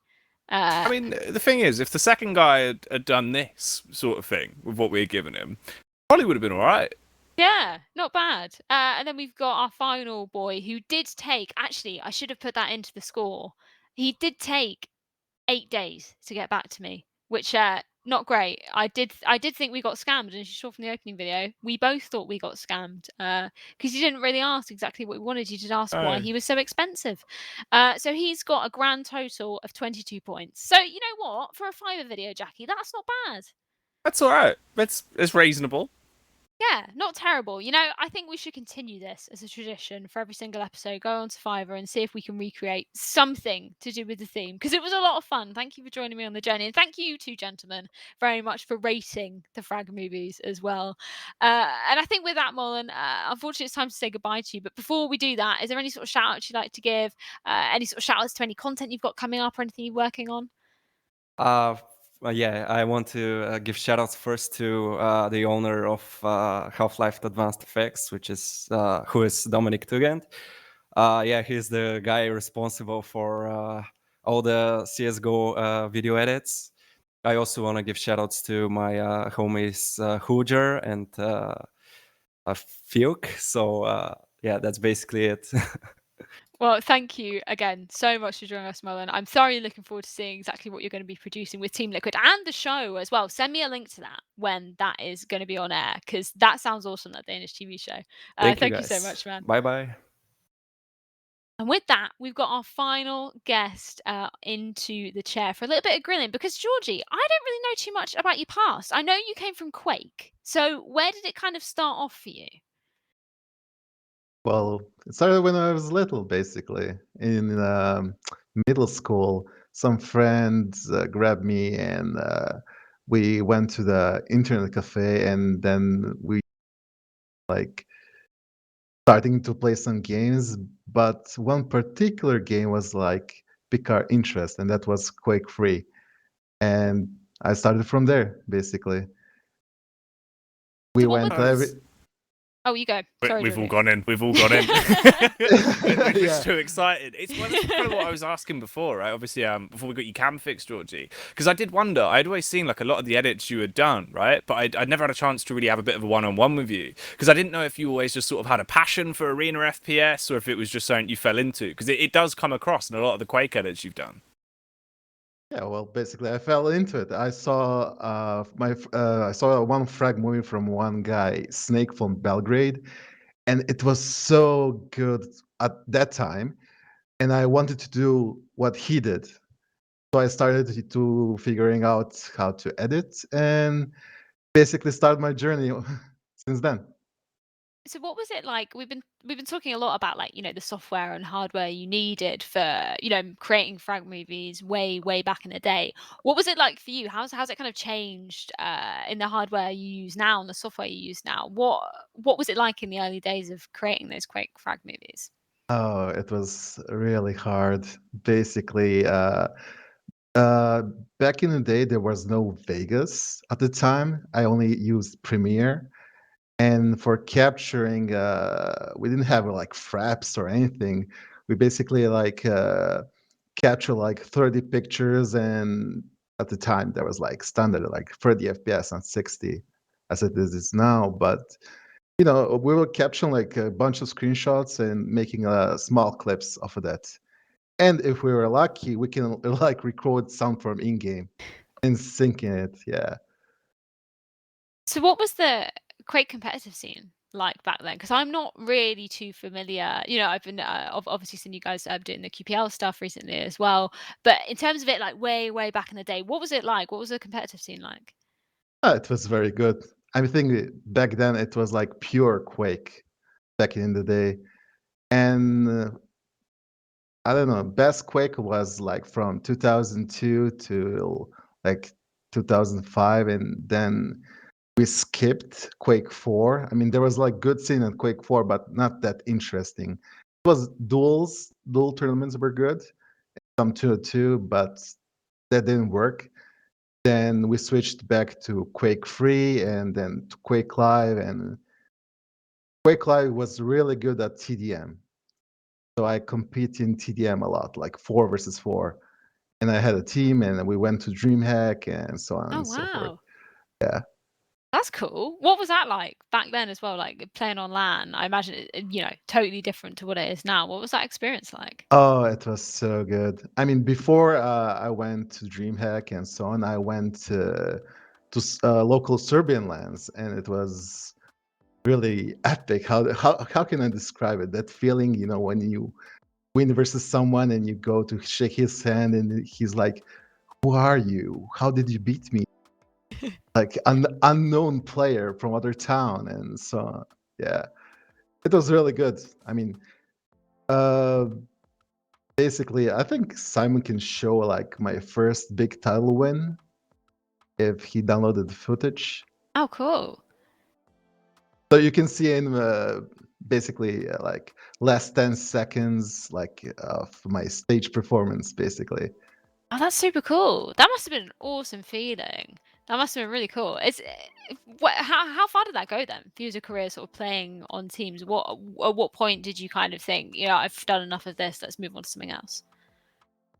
Well, around 2011, I was banned from Quake because I kind of cheated, basically. Oh, Georgie. Oh, No, Georgie. wait. I didn't cheat in tournaments or so on. Basically, friend made something like a script or something like that, and I was testing versus like our regular scrims, basically, and I was like shocked how that worked. But I was caught like 2 days. And then I was banned for a year. And then I got unbanned because I was like still working with the community, like making movies, making everything right, because they all hated me back then. And then one guy from ID messaged me like, "We're missing you. Like, I'm gonna lift your ban, but it's gonna make chaos." So he lifted the ban, and still, I didn't have trust of the people, but still, I'm still with Quake guys and so on. Well, that's a lesson to you, isn't it? Don't cheat. Yeah. Don't cheat Don't in any cheat, aspect. never. You heard it here first. Never I'm sure again. you guys knew it. Yeah.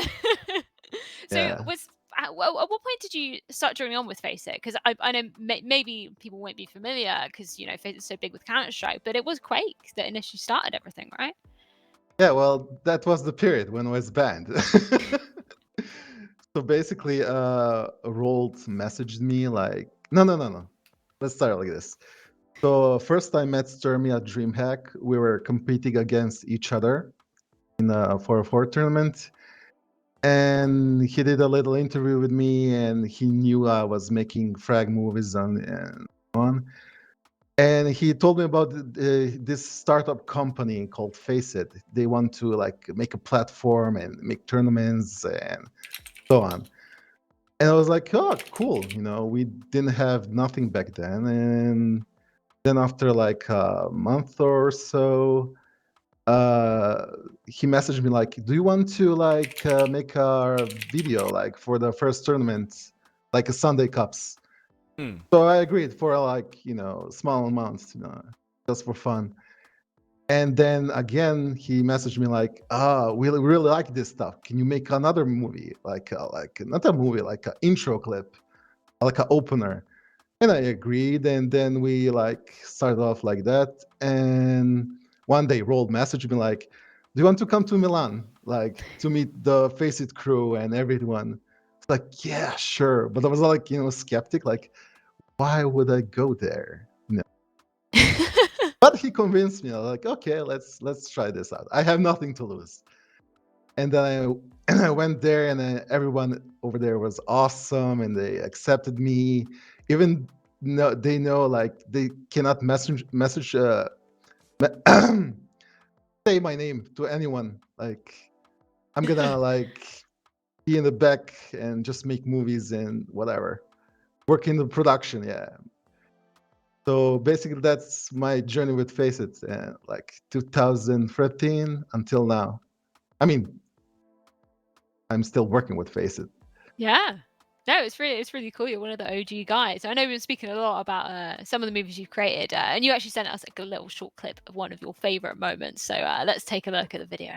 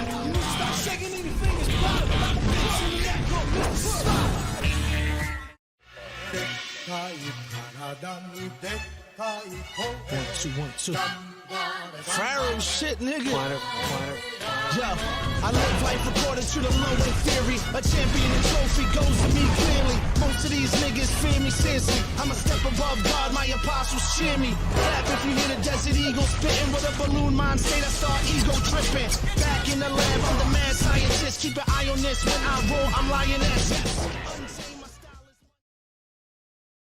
Super cool to get to see some of your work outside of CSGO as well. Can you Wait, kind of wait. tell me a little bit about the story behind this? Yeah. First, I didn't understand you that well because when you said like your favorite, show us your favorite frag movie. This is my favorite frag movie, but it's not made by me. It's made by the guy named Antic. Okay. Yeah. Okay. But that's cool though. That's a cool talking point. Why is this like such an important frag movie for you? Does it kind of influence your style at all? It pumps me up basically. The music is good, the synchronization, and every time you watch it, you want to play Quake basically.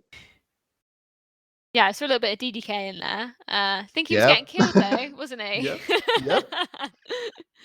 So did it kind of influence your style at all, sort of watching this? Because you do a lot of games as well at Faceit, especially. You know, I know you predominantly for doing CSGO stuff, but you've done it basically across all of the titles that we've done at Faceit.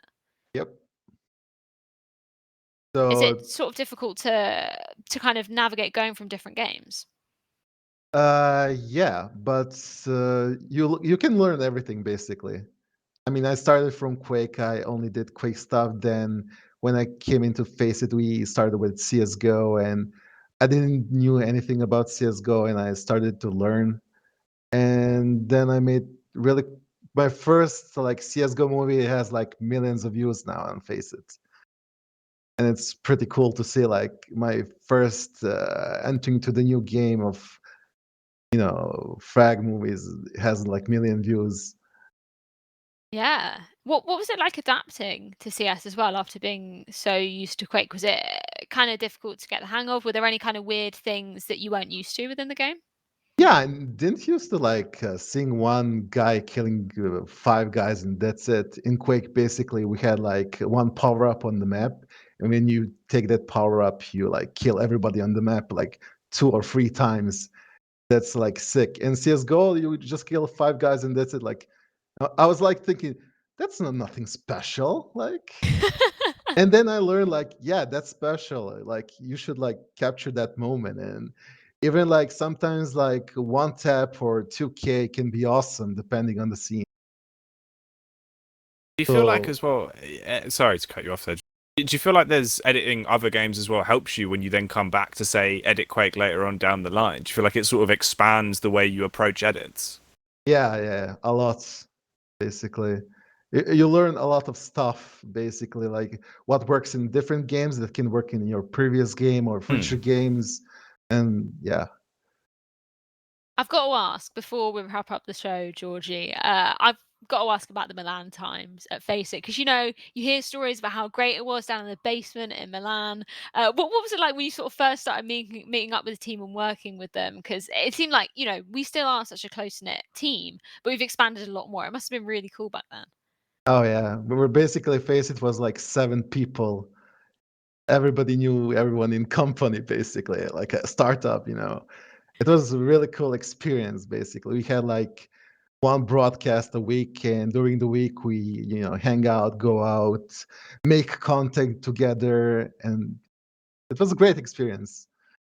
I would like to if Mick or anyone there like sees the show, I would like to like make a gather again in Milan. It will be super awesome.